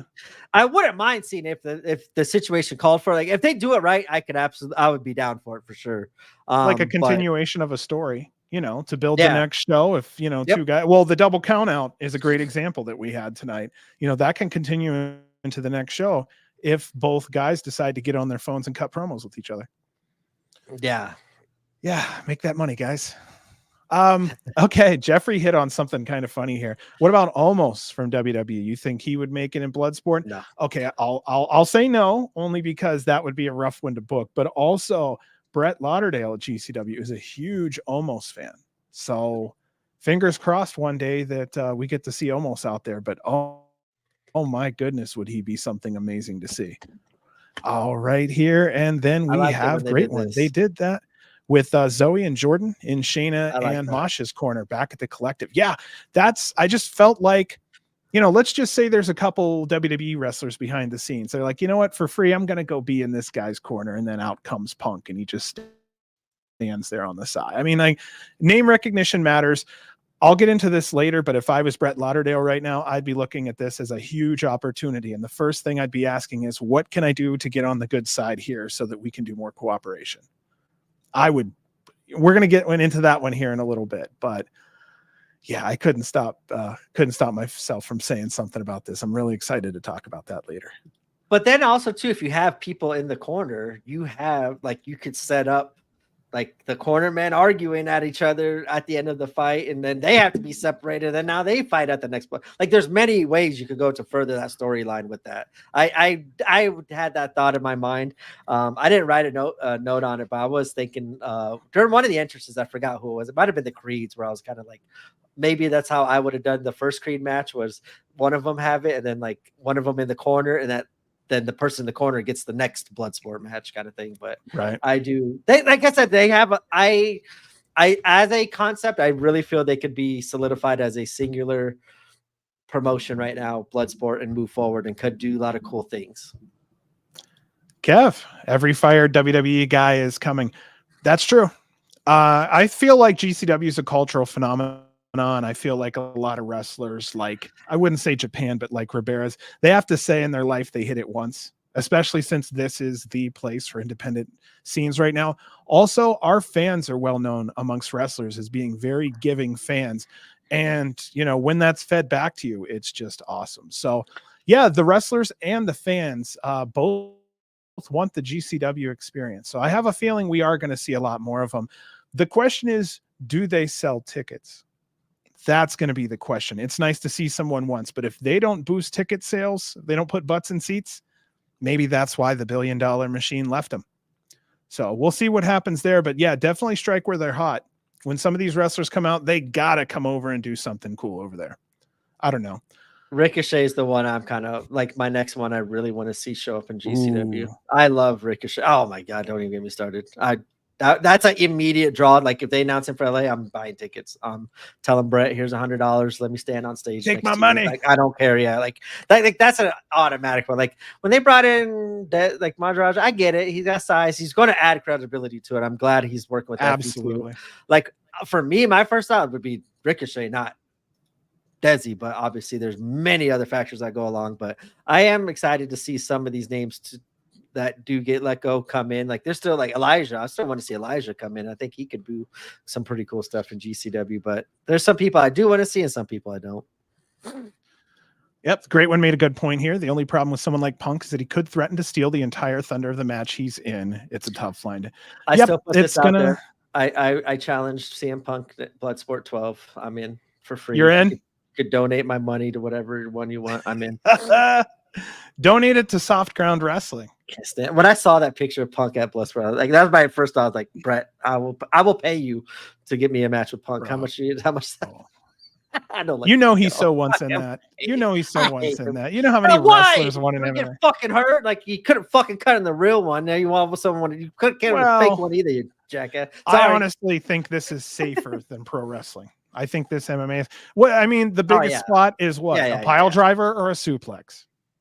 Yeah, no. So, I mean, you're not going off the top rope. You're not running, no topes, nothing like that. It's just grapple. You know, I'd bring a light tube. Yeah, so it's a lot safer. And I think, and I said this on the other show, when it comes down to preservation of a performer's career or giving them a couple extra years in the ring, this is a great way to do it because there's a lot of running.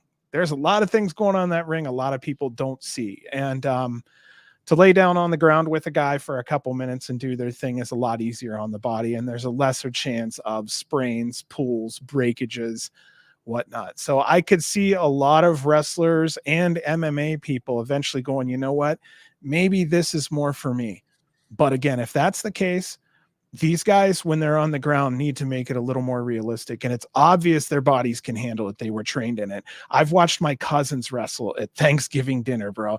They put a lot more muscle into it. If these guys are going to do it, make it blur the lines a little more is what I'm saying, because otherwise it looks like watered down MMA from a bunch of guys that aren't in MMA anymore, but they'd like to be. So let's just be real about that and let's figure it out ahead of time, because you need to find your niche. You're basically taking something very, very popular and you're saying, okay, well, I'm going to do it like this, but we're not going to really do it. Okay, well, you got to add pageantry and you're going to have to add some art to it. Otherwise, you know, it's going to basically come down to the names that are in it. Because this, to me, partially, respectfully, I have to say, is just taking all of the dollar parts of wrestling from the 1930s, and that's all they have to work with. And then eventually over the 40s, 50s, and 60s, someone eventually decided to start walking on the ropes, getting on the top ropes, doing things, making it more interesting. I went back and watched wrestling from the 30s just to go, okay, I want to get a kind of a handle on what's going on. And same thing, they're grappling. They have a lot of hand holds. They have a lot of wrist holds. That's what they're doing. So I'd have to say, if we're going to kind of go back in time a little bit here, we need to do something to spice it up, because otherwise, like from an 8-year-old's perspective, he's just watching two guys on the ground. And anyone, since the cameras are right there on him, they can see that not a lot of effort sometimes is being put in to make it look real, or they're kind of holding each other and you could see the hand exchange when they're, like the hands, you can see that there's no effort put in. It's like, guys, you're trained fighters, make it look real, so that people like me who have barely any know-how or training doesn't think it looks fake. So this is something that has to be figured out. Pro wrestling was itself by itself. It wasn't trying to be like anything else. We actually have something here trying to be like a very popular sport. So this will be and Kev said it right here. It has to be halfway shoot. That's what a lot of fans are talking about. There has to be some shoot in there. There has to be some agreement that, man, we're going to go, but once I take your ankle, let's kind of back off, and then I'm going to take the upper. And then, you know what? I'm going to get you in a Kimura, and then, you know what? We're going to flip around and you're going to put me in a headlock. Like, you know what I mean? So see, that should be happen naturally, just while rolling around grappling and correct. Like that just happens naturally. Like same thing, sport. Like I think that's for me. That's why I think for me, this Bloodsport are like took the giant step up, because everything that you said, I think it did do it. It did add more striking that did connect, like the speedball for me. It did the ground for me. I did see a lot more struggle, way better natural transitions that weren't just wrestling to look like MMA and vice versa. It was like actual, like to me, everything looked a lot more authentic. The struggle, the story, like I for me, it did do all these things that you were saying today, but I think it's still a little bit more connecting. Like if it just keeps on building it, keep on improving on all these things, it is going to keep on itself improving and go to bigger and higher spots. Oh yeah. This thing's just getting built. There's so many things. Even the UFC, when it first started, you got like a sumo guy up against a karate guy out there. You're going to have to try 100 things before, you get what actually works there. My curiosity is, does this stay with GCW? I'm kind of curious about that, because right now it sits under the GCW name, but I don't know. But it's a Josh Barnett thing. I think so. I asked on a Twitter space when they did a random Twitter space. I asked about, like, when they first announced the Bloodsport Bushido in Japan a couple of weeks ago. I during this Twitter space, I asked, like, what's GCW's involvement? Like, he said, like, that one was Josh Barnett. Like, Bloodsport is Josh Barnett. Like, he just kind of Brett helps him with the everything else, is what I'm gathering. I think it's kind of more. Yes, I think it's all the booking. Literally, everything goes through Barnett. But I think, like, where to have it and set up the venue and everything, I think that's where Brett / GCW comes in. Oh, like Effie's Big Gay Brunch, and putting it on like Fight Big TV Gay Brunch. Yeah. Okay, yeah, that makes sense, and also gives him the exposure on Triller Plus, Fight Plus, to kind of be seen. Yeah, this is a very interesting monster, because I feel like this is going to leave GCW at one time if they don't get it by the balls. I don't think so. After that Bushido one, that one was not GCW, and you had to pay for it. And I don't. Oh, yeah. And then, it wasn't under that Triller Plus, whatever. So I think that, and especially at the last minute, everybody started finding that out, of like the day of, like, they're like, wait, this isn't on Triller Fight. Like, you got to order this as a separate thing. It's not part of like the GCW fight package. I think that's where Barnett kind of realizes, hey, I might need GCW's name to help out for that further exposure, where it might cost him a little bit of money, like not having his own show and getting the pay-per-view sales. But he's going to save a lot more money, I think, doing it this way than what he did in Japan, is my opinion and what I kind of gathered from everything. Sweet. All right. Ninth fight of the evening was Timothy Thatcher going against Josh Woods. Just like the previous match, I think these are like just kind of Bloodsport mainstays. They fit the style. well, Josh Woods, I think for me, I really prefer seeing Josh Woods in Bloodsport since more than what he's been using AEW, unfortunately. And his opponent in Timothy Thatcher is what, like Tom Lawler, is the perfect opponent. And I back in the day, I used to get Thatcher and Lawler confused. Like that's when I was learning about them. I always used to just, like thought they were the same person. I'd get their names confused, but they have very similar backgrounds, the MMA, the wrestling, and they both have very kind of similar careers. They do it like they do that style on their own and have been bunch of different places with it. It's just been awesome to see. But for me, Josh Woods, this is his style, and I think he looked really good in this match. Thatcher just always looks like a unchained lunatic here, and yeah, I wrote Josh Woods throwing Thatcher around popped me, and with the ease that he was doing it, kind of showed me something special with Woods. I have Josh's back of his jacket has a gorilla with eyes that light up. The kid in me loves that shit. I just had to mention it. Excuse me. Thatcher defeated Josh Barnett at Bloodsport 9. He wrestled like he was the more experienced fighter in this match. They kept fighting to the floor. And I'll just kind of skip in for a minute. It ended up being a double count out, a draw. So there was no winner in this one. And I'll just throw it back to you on your notes here. I just wanted to mention those two quick spots right there. Nah, I was really hoping for a finish to this match, but unfortunately we didn't get it. Like that's why I kind of always get worried like some bullshit like this is going to be the ending to like the Julius Creed match against somebody. Like whenever you get these two different companies and they have the wrestlers wrestle against the other company, that's why I'm always afraid of these kind of outcomes. But I think they did a really good job. I wanted to see a little bit more time left with them, and like I said, actually get a conclusion here. But once again, maybe this leads to a feud / story coming along with Bloodsport, and I would like to see them do. I think maybe at the beginning too, I want to start seeing some like quick, like 10-second pre-tape interviews of like them, like how UFC style, like, oh fuck this guy. Yeah. I'm gonna fuck him up. And Thatcher's like, oh, that's why his ass is on AEW Ring of Honor because he can't make it out there. Like I don't want to see like, yeah, that's a quick little 10-minute just talk shit and then get like the not anxiety, but get the animosity up between these fighters and get the emotions up from us fans. I need a tail of the tape. I want the measurements. I want the reach. Oh yeah, I'm the records. I think we're a big thing. But if we're going to do it, I'm just saying we got to do it right. And there's a lot of things to hammer out. And I've heard a lot of fans say, you guys got to make it a little more believable, especially if we know it's, you guys need to have a little bit of a struggle. And I know some did, but not all did. And yeah, there's got to be a better way to do this. Communication is right there face to face with you guys. If you haven't been a hold, let's figure this shit out. But you need to make it a little bit of a struggle. Yeah. Just recommendation there. After that, I didn't want to go too further. Did you have anything else on this match that you wanted to? I'm so sorry. No, you're good. After this, then we had another little video package here with highlights from the Hammerstein show. There's been a lot of foreshadowing lately about a Hammerstein show again here. It just seems like all of a sudden Brett and all the wrestlers just brought it up out of nowhere and started posting pictures online, and it's coming. I don't know how or when it's coming. What do you think about that?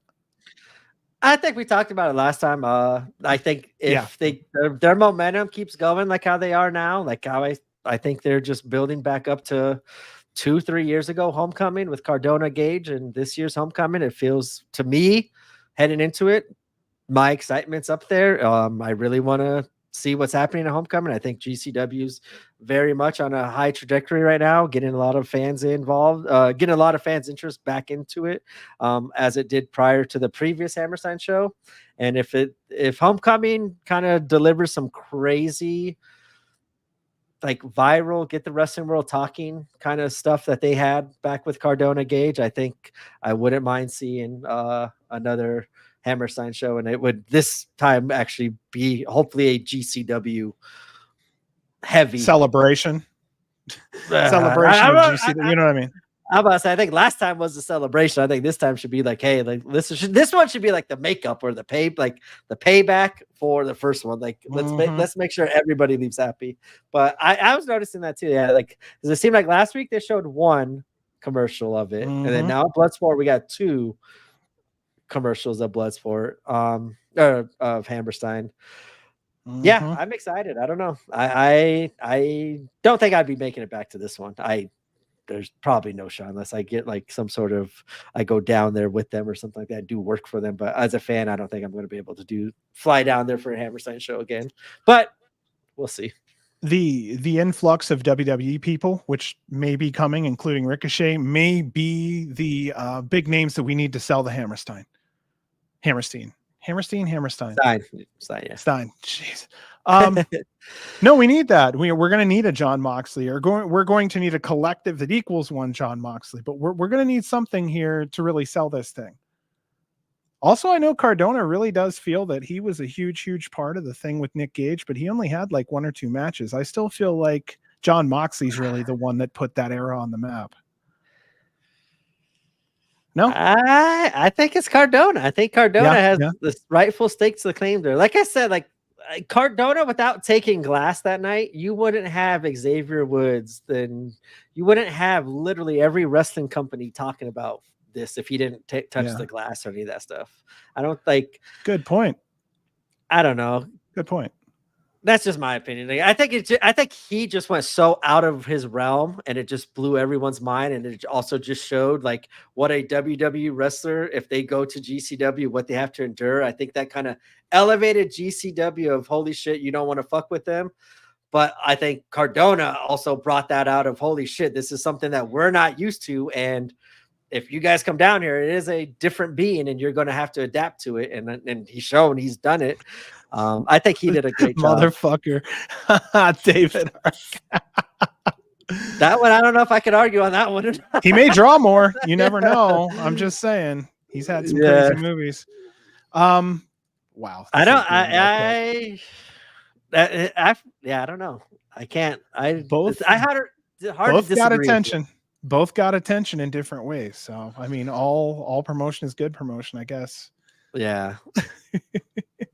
All right. Our main event of Bloodsport was Shayna Baszler going against Miyu Yamashita. I was interested seeing Miyu. We've seen her a lot. We've seen her kind of in a more traditional setting on one-on-one matches and everything. And this was, for me, I was excited to see what she brought different than what we've seen in GCW. And I know kind of we were, as the first couple of times we saw her, we kind of were the same. At least I'll speak for myself. I don't want to speak for you. Like we were on like, what is everyone kind of talking about? Like everyone's saying she's one of the best wrestlers in the world. It didn't like she didn't connect with us at the beginning. And I think I forgot one of her last matches in GCW. I forgot who it was, but was actually a better one. I was like, oh, okay, now I'm starting to see what And so now seeing her in a totally different setting, I was like, maybe this is something that will get me excited, way more excited to see her. Maybe she's what used to be an MMA fighter back in the day, and I didn't know. Kind of like Shinsuke. Like actually, I think first time I saw Shinsuke Nakamura was MMA. And then I saw he did wrestling. I was like, wait, what? He does both. So for me, I was just interested what the hell is going to happen with this match. I think Shayna was going to look good. I thought Shayna was going to get the win anyway here. But for me, it was just wondering what we were going to get from Miyu. And I think Miyu needs to stay traditional wrestling. I like her strikes. Shayna looked really good with the strikes too. But I think Shayna just encompasses what Bloodsport is. She is MMA. She is what that company is kind of being built around the stylistically wise. And I think just in an MMA setting, she kind of just showed that she was on a whole nother page than Miyu, in my opinion. But that's not a bad thing. At least Miyu went out and tried something new. She got main event status, possibly with WWE fans watching. I think I heard her name's being kind of tossed in some US wrestling companies being used a little bit more or being signed out here. So that's going to be interesting. But for me, Shayna Baszler just being dominant, in my opinion, was the story of this. And her promo at the end was really cool too. And I think really strong of what, like for me, it seemed like what Josh Barnett like typed out for her to say, but I could see her absolutely feeling it too. And her and Barnett are very eye to eye on what they want to see from Bloodsport in the future. I wrote that Shayna was more aggressive. It was obvious her MMA knowledge was really bringing her through the match. I wrote here that Miyu was over her head. I'm going to be there with you. I felt like the main event. I agree with you that part. The words after that are my own, but I feel like that maybe she should have been somewhere else on the card because I found it odd to have that as the main event. I don't know which one I would have had otherwise, but Miyu was just over her head. And that really made it more. It could have been a better match with someone who knew how to roll with Shayna. Being Yeah, fair. I think we saw totally different. Like Masha was like the perfect opponent for Baszler earlier this year. Yeah. Where I don't think Yeah. like me just on paper for me would not be similar in quality and match quality, and I think that's what kind of came out. All right, that was Bloodsport. Like I said, I thoroughly enjoyed it. I thought it was the best Bloodsport.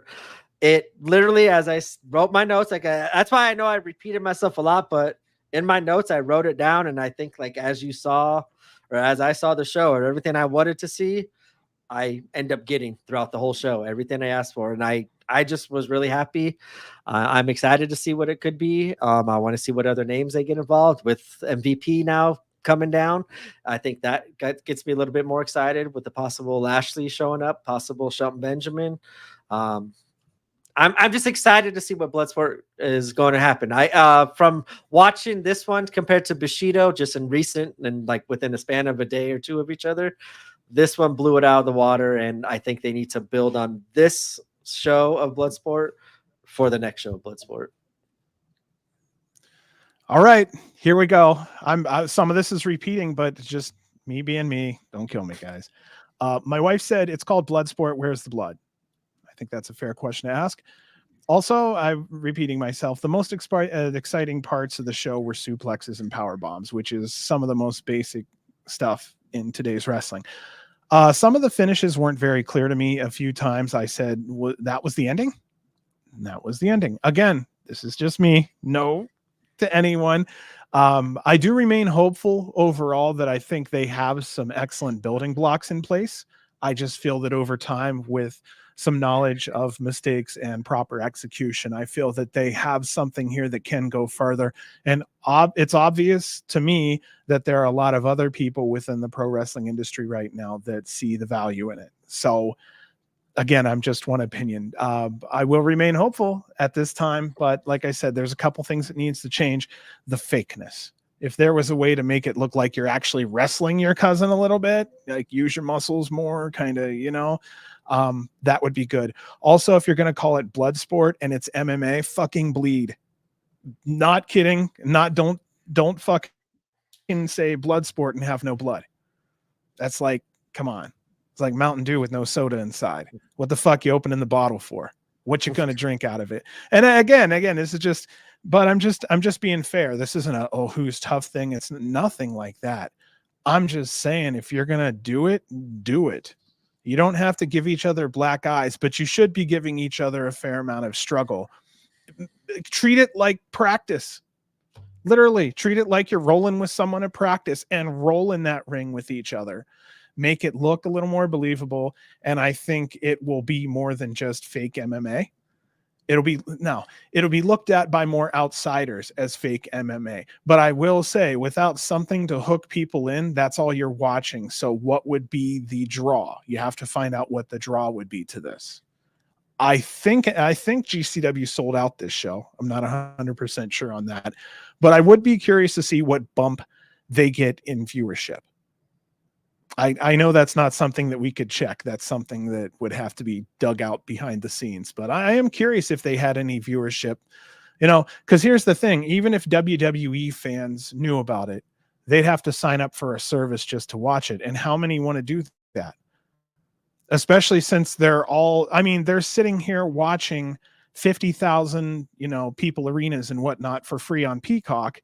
And then they have to pay $5, $6, $7 to watch a show with a couple hundred people in it. So one thing I think we're just going hard. One thing GCW needs to do eventually is get the fuck off of Fight TV and get into a point to where they can be stumbled upon instead of someone have to put in time to find them. I feel like that's why the importance of putting some of their videos on YouTube, I feel, has helped. There needs to be a public face at some point. You know, no one is speaking for GCW out in public that I know of. And any public GCW stuff out there is fan generated. That's where we come in as the tip of the spear on that one. But there's just a lot of things that I would like to see happen, and one of them is possibly some more cooperation with the WWE. I would hope that the door is being kicked open by Josh Barnett so that maybe Brett could take advantage of an opportunity. He would have to look at everything, especially at what TNA has just done, and said, how can I get a deal just like theirs? And to do that, I feel the first thing they would have to do would be on a regular basis dropping their death matches. Now, I don't want to go too far without you talking about it, because this is partially something that we spoke of. But if you want to be put on a mainstream, I mean, death matches may be, you know, strictly for special shows, and then leave the rest of the death matches to the small companies. I don't know. I'm just trying to see, how do you become friendly to WWE eyeballs at the corporate level to where they say, yeah, look at these guys, they're safe, let's work with them. Because right now we're safer than AEW by far. I've seen so many people come out on stretchers at AEW versus a GCW show. So I don't know. You're afraid to touch that one, maybe? I'm just trying to think of something different than what we said last time or what we have said. Yeah. The one thing that kind of, like, I don't know how it would work, but like Impact, I couldn't find Impact anywhere, like on TV to watch. Like I have YouTube TV and they weren't on access or whatnot. Then they just finally had that, like, for $1 a month on YouTube TV on the Impact. Like, they'll put up their weekly shows on there and some other stuff for that $1 content. But I now know, hey, on Thursday night, I could hop on my YouTube and be able to catch them. It does make it easier. And I'm wondering if maybe GCW should do, did I say GCW? ECW? Yes. GCW. What did I say? Yeah, I did say you did. Okay, you said GCW. You're good. I just wonder, but I don't know if that would even, I don't like what kind of stuff they could get into with YouTube and regarding copyright and the blood that they show and all this other stuff.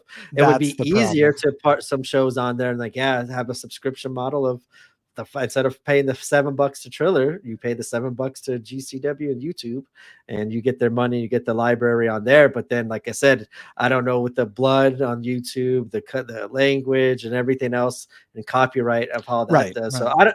So I don't know. Like, I do like the Triller TV, but like you said, it's like not a lot of people know where to find, like, outside of GCW wrestlers, like, or fans. Like, they're not a lot of people Triller.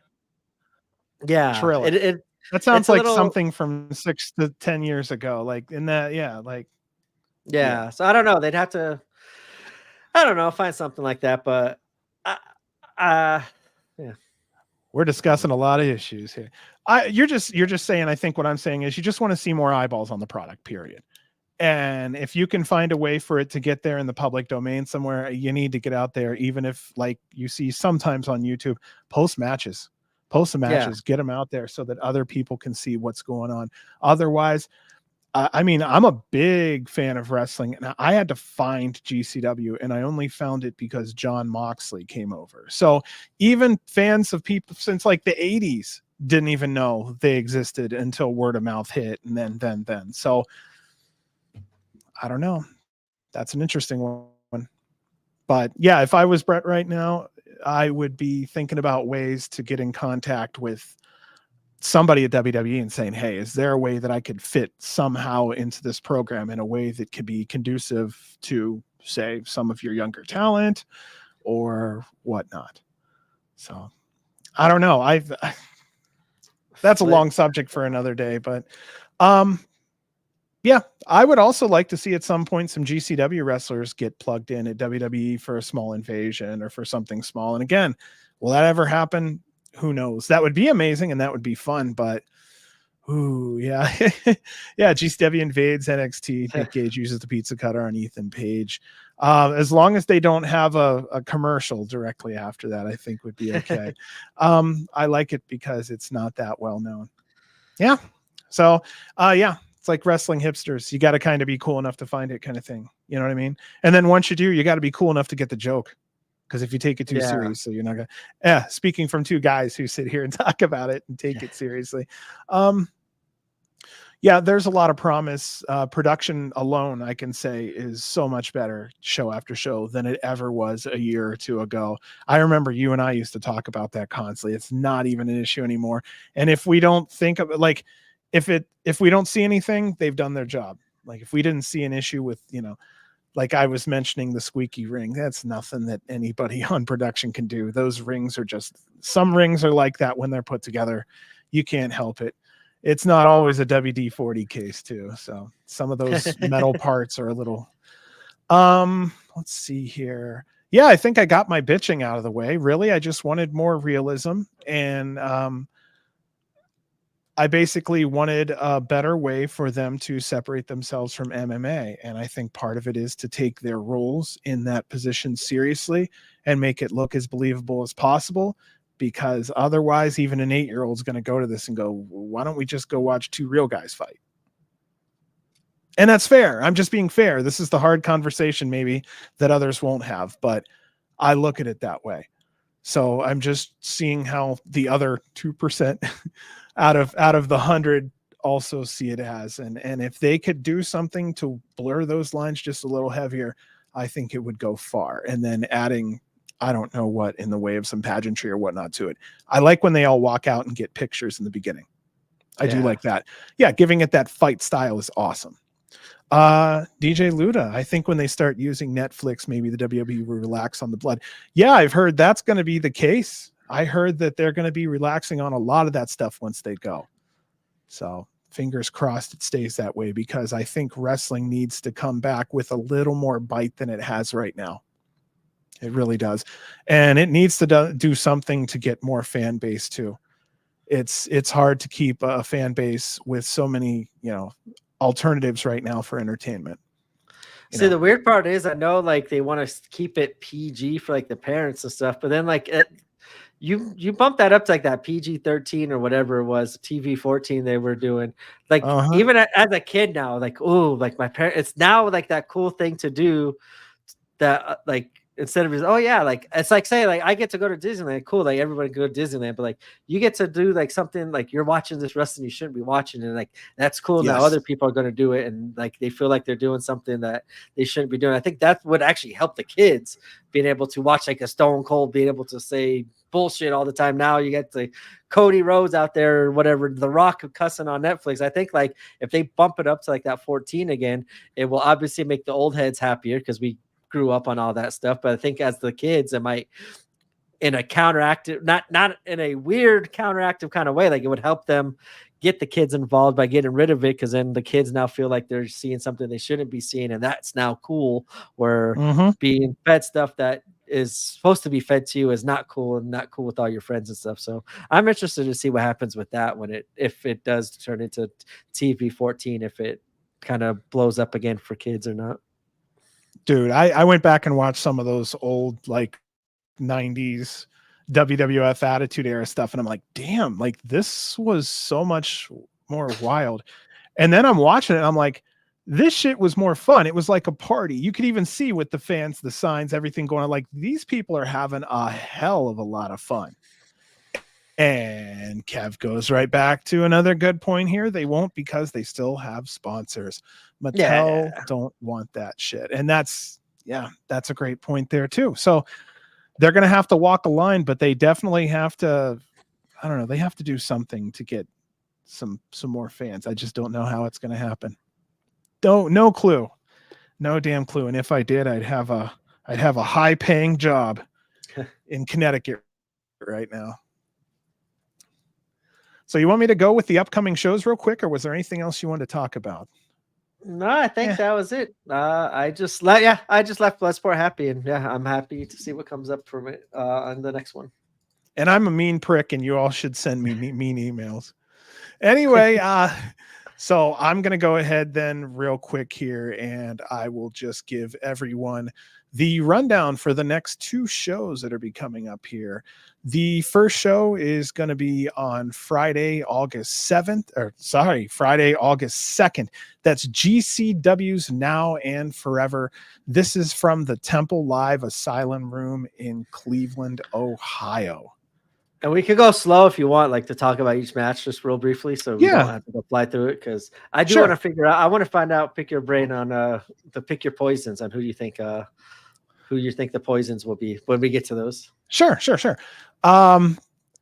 Mance right now is open. We don't know who he has on this show. We have Joey Janela on this show, completely wide open. We don't know those 2 yet. Effie versus Raj. That's going to be interesting. Zilla versus Bishop. Maki versus John Wayne Murdoch, Sydney versus Gringo, and we will have Matt Cardona in the building. Okay, I don't know what to think anymore when it comes to the Mance and Janela. They've done so much shit. I don't even know. Hell, I've seen so many matchups. I don't even know what I want. I'm not kidding. Janela said he's going to have to get the Rolodex out. Well, it's going to be Marco Stun, isn't it? My first thought was that too. Then like my second thought wasn't much better. American Giant. Well, it's going to be someone on the independent scene. So, I don't know. It could be anyone from Jimmy Jacobs to who the fuck knows. You know what I mean? Like who's available is the bigger question. You know, it's not like you can give him like I said, like a Ricochet or something that's going to overshadow.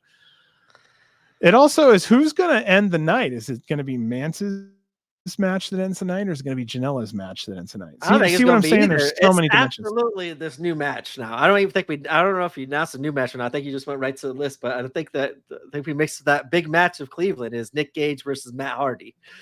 Yeah, I think that's going to be the main event. I don't know. Maybe I missed you. Oh yeah, it should. I saw you going down the list, but I think for me, that's probably the main event of that night.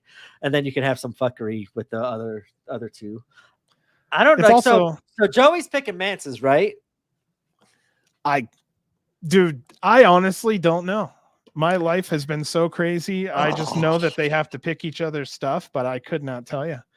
That's what I'm saying. Like anymore, things are so fucking wild over here. I don't even know.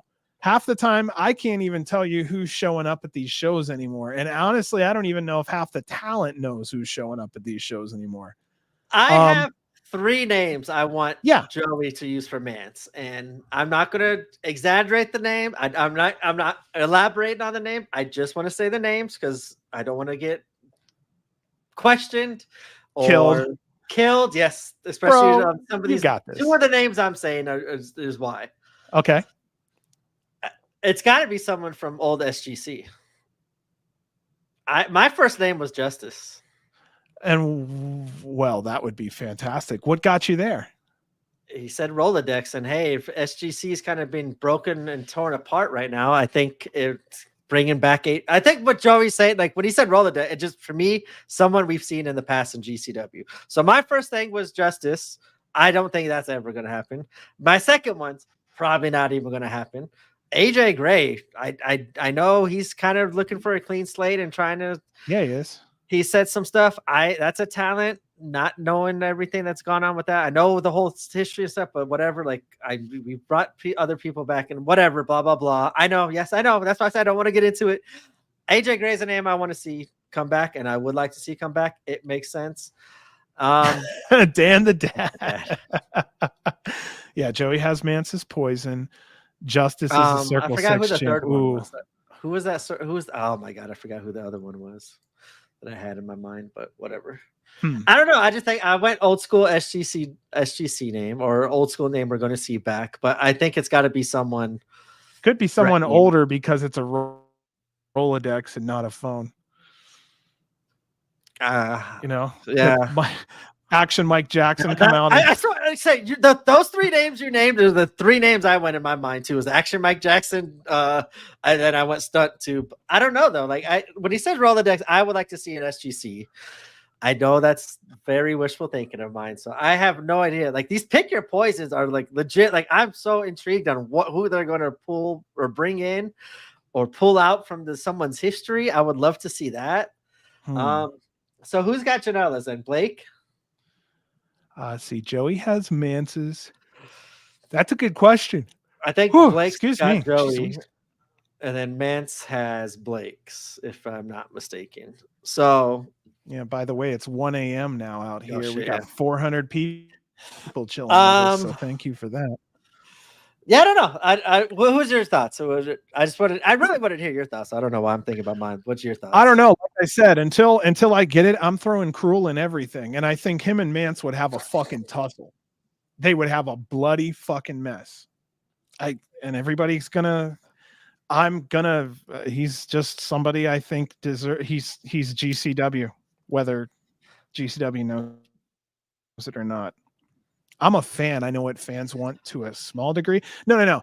I have my finger on the pulse of about 60% of the fans, maybe, And I know that there's a lot of deathmatch fans in GCW, and if Cruel came in, the crowd would fly apart at the seams. That's good. Levi Everett was the other SGC member. Didn't think about that one. Yeah, Justice Circle 6. Shit, that's a wild one. I don't know where to go. After having 2 world championship belts, I don't know where to go anymore. Again, we didn't have that on the bingo card at all. I'm trying to think of someone Mance hasn't wrestled. Blake went through everybody for a year. Maybe someone throws Effie on Mance again. Yeah. That sounds like a waste, though. The only reason I do Effie and Mance again is like my final for Effie and Mance in my mind is I'd like to do a lumberjack match. Everybody that Mance has fucked over, plus everybody that's on Mance's side and the side of the ring, and just let the chaos go on inside and outside the ring. I'd love to do that. I don't know. Who the fuck would you have against Blake? Maybe they have, no. I was going to say do a situation where Blake has to fight Mercer. That would be a poke of doom. See, that's where I was thinking too of some people. I was like, man, like what if they had like Cardona go against Mance Warner? But I was like, no, there got to be some stipulation of like, hey, it's for the belt or for the title shot. There you are, right there. Yeah. Effie needs to capitalize with taking the belt off. Man. Yeah, I don't know. So I am excited for the pick your poisons. Those are just I was coming up with some wild names. Like I'm just like, politics or any history, personal history, and any of this shit was. Dude, that shit needs to go. I'm already off the fucking chain tonight. I wish a lot of that shit would go to the side so some of these wrestlers could just work together. Because they do behind this man, you act like these guys don't call and text and talk to each other. So yeah, it would be really nice if we could all just get down to business at some point again. That would be really nice. But I will say, I have yet to see a GCW defector actually be more successful after they left. So I will say that too. It being in Cleveland kind of had me going a little different ways too of some possibility. He's like especially for Mance's. Like Mance was like, there was one, like I didn't say the third name yet, but there was one name out there. I was like, oh my God, if they really want to just shake shit up in GCW and fucking throw a wrench into everything they could. Oh, I've got 2 names to throw a wrench right now, but one can't use his hand.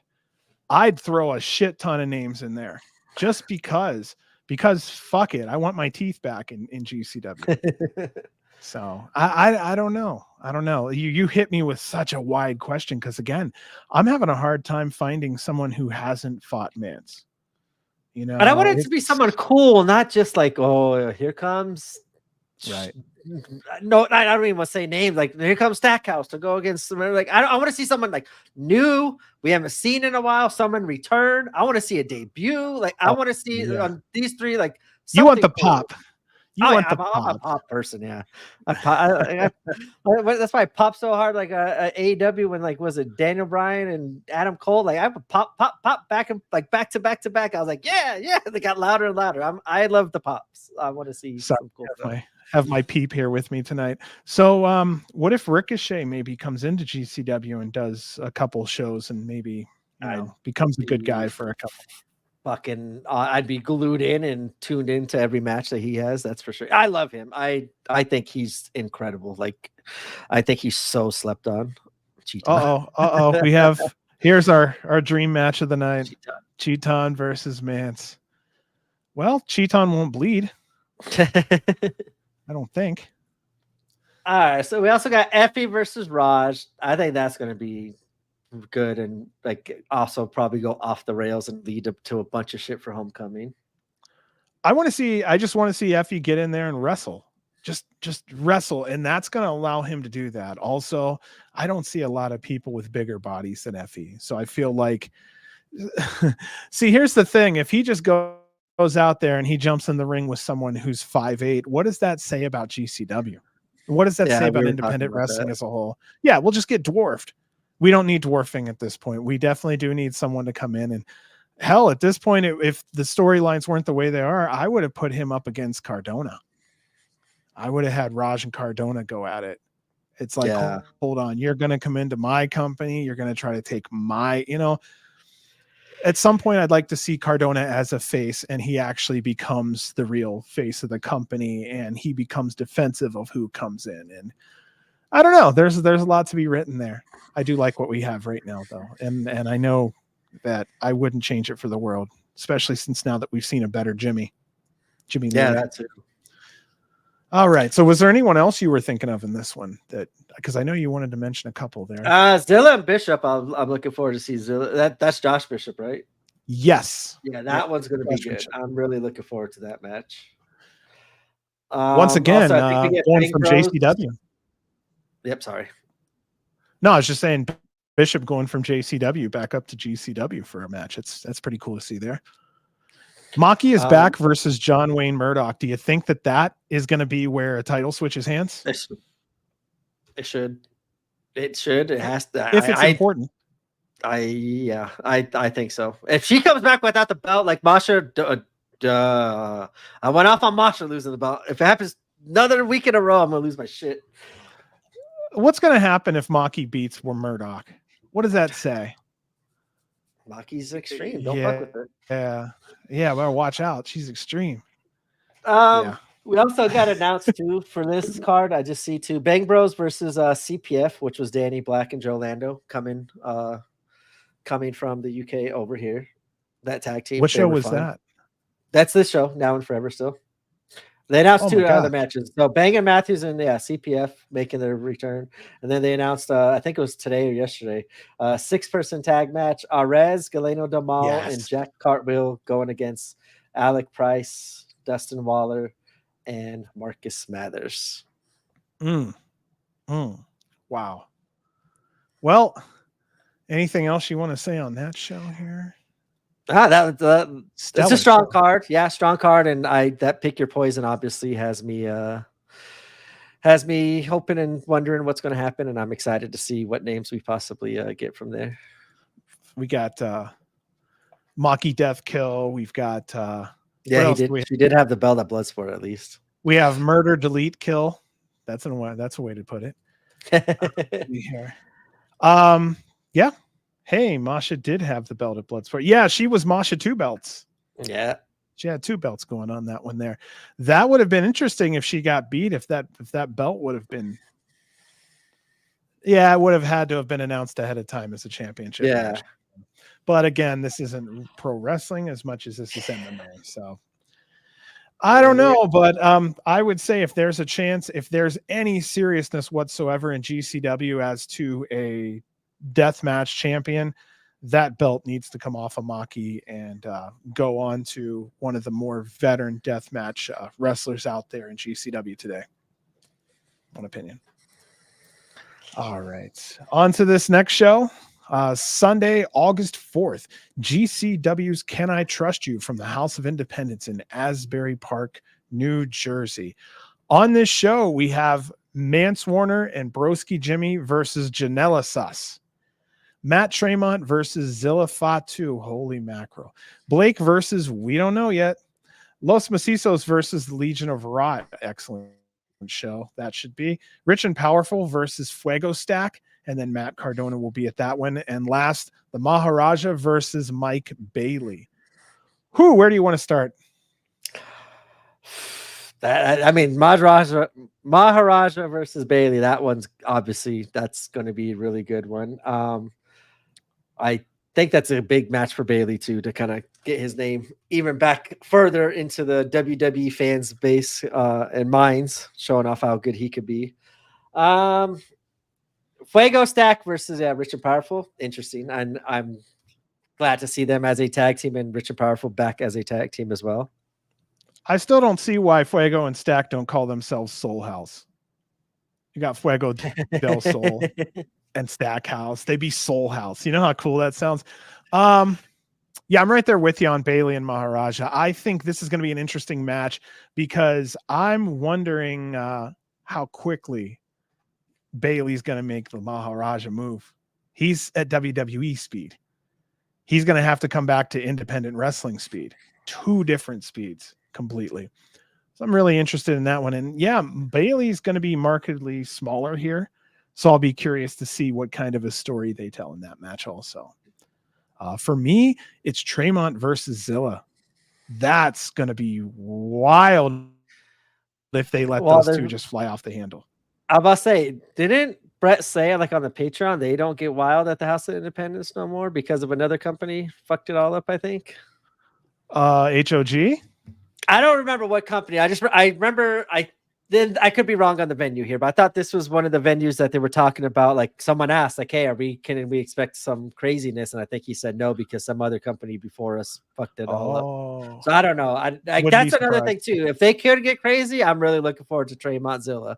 If it can't get too crazy, then I'm still excited because they're going to still go nuts, and Tremont's still going to put Zilla through the work and everything. Yeah, I agree with Great One there. I did like that. But they got it, like I said, to avoid the finger poke or doom. Maybe they like say like, "Hey, if you lose, you're out of this match, and whoever wins is in your spot." Like they could, do something like that kind of thing. Like I don't know, like, but if so, Cardona would have to like, or Mance would have to set that up first. Like, oh, if you lose, because then now the next one's like, well, if I had that stipulation, you have the stipulation now. I'm really having a hell of a time of thinking who they'd set each other up with. I just don't know.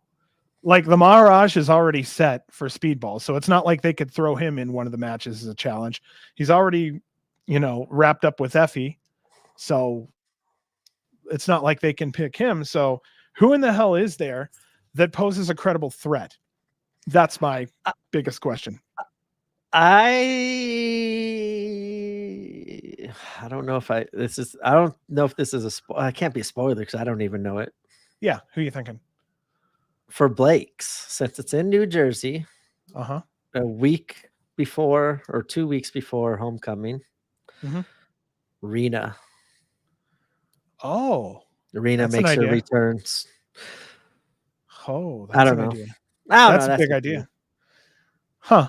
Yeah, it's Mance that has Blake's poison. Yeah, see, it's Mance that has Blake's poison. So he could arrange for a no finger poke stiff. That's possible. That's very possible. Especially him, but he'll be like, no WCW bullshit. That's what I was trying to think of. I was thinking of a WCW name for Mance Warner. Like if someone like from that era that's still kind of active that would come in and kind of make a pop and get Warner all riled up. Well, see, like I said, like Sabu's out of the question. That isn't going to happen. Since they're in the area on Friday night, Tremont could be, or is Tremont wrestling Friday night? I know he's got Zilla on Sunday. So it makes me wonder if that's possible. And I wonder too. I don't know. Okay, so yeah, that was going to be my other one, but that's got announced for the next LA show. Yeah, like I said, I feel like I'm repeating myself, but I'm just stumped because they have to give each other somebody like a fuck you, and I don't know someone's past. They got to bring back a ghost from the past. I would do Mance Warner and George South just because I feel like those two could have a good old Southern knockdown, drag out, bloody mess. That I don't know. Also, he's a safe worker. George is a safe worker. He'd be a good one to you know, see what I'm saying? We're almost pulling from outside, and it sounds like Joey's pulling from outside because if it was a regular, he wouldn't need a Rolodex. Yeah. How Nick Gage tweeted. Oh yeah, someone did say that earlier. I'm gonna cause Matt Hardy to feel physical pain when I fight him in Cleveland. Hey, here's one right here. They forced Joey to fight Megan. That's it just goes with the finger poker dome. Like you could have like that. SDL goes against Lance Warner, Blake against Mercer. Yeah. I don't know. I'm interested. I was just trying to see if you had any names. I don't know. I would like to see them kind of bring back a past member. Me too at this point, because I don't know who there is. I mean, we watched. I don't know how many wrestlers have come through GCW this year so far. So out of all those names, I couldn't honestly tell you. Jeez. In 2024, there's been 484 wrestlers or teams come through GCW so far. Oh my goodness. Well, they had like 100 of them on one night. Yeah. Yeah. So the cluster had what, 87 or 87. Yeah. Something like that. I don't know. I stumped. Who else is on here? Let's see. Like I said, for me, that Tremont Zilla one really sticks out. Macizos versus Legion of Rot.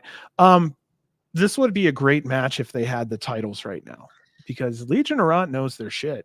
I like them a lot. I've watched a lot of them now. I've had to go back and catch up on some stuff. It's another quality, veteran tag team. I mean, that's going to be a good show right there. Again, where's our tag division? So this is a messy one right now. This is a very messy time at GCW when it comes to all the storylines and all the shit flying everywhere. Cardona's storyline as GM has just like thrown like all the dice in a cup and is just shaking it up. It's like we're playing fucking Yahtzee.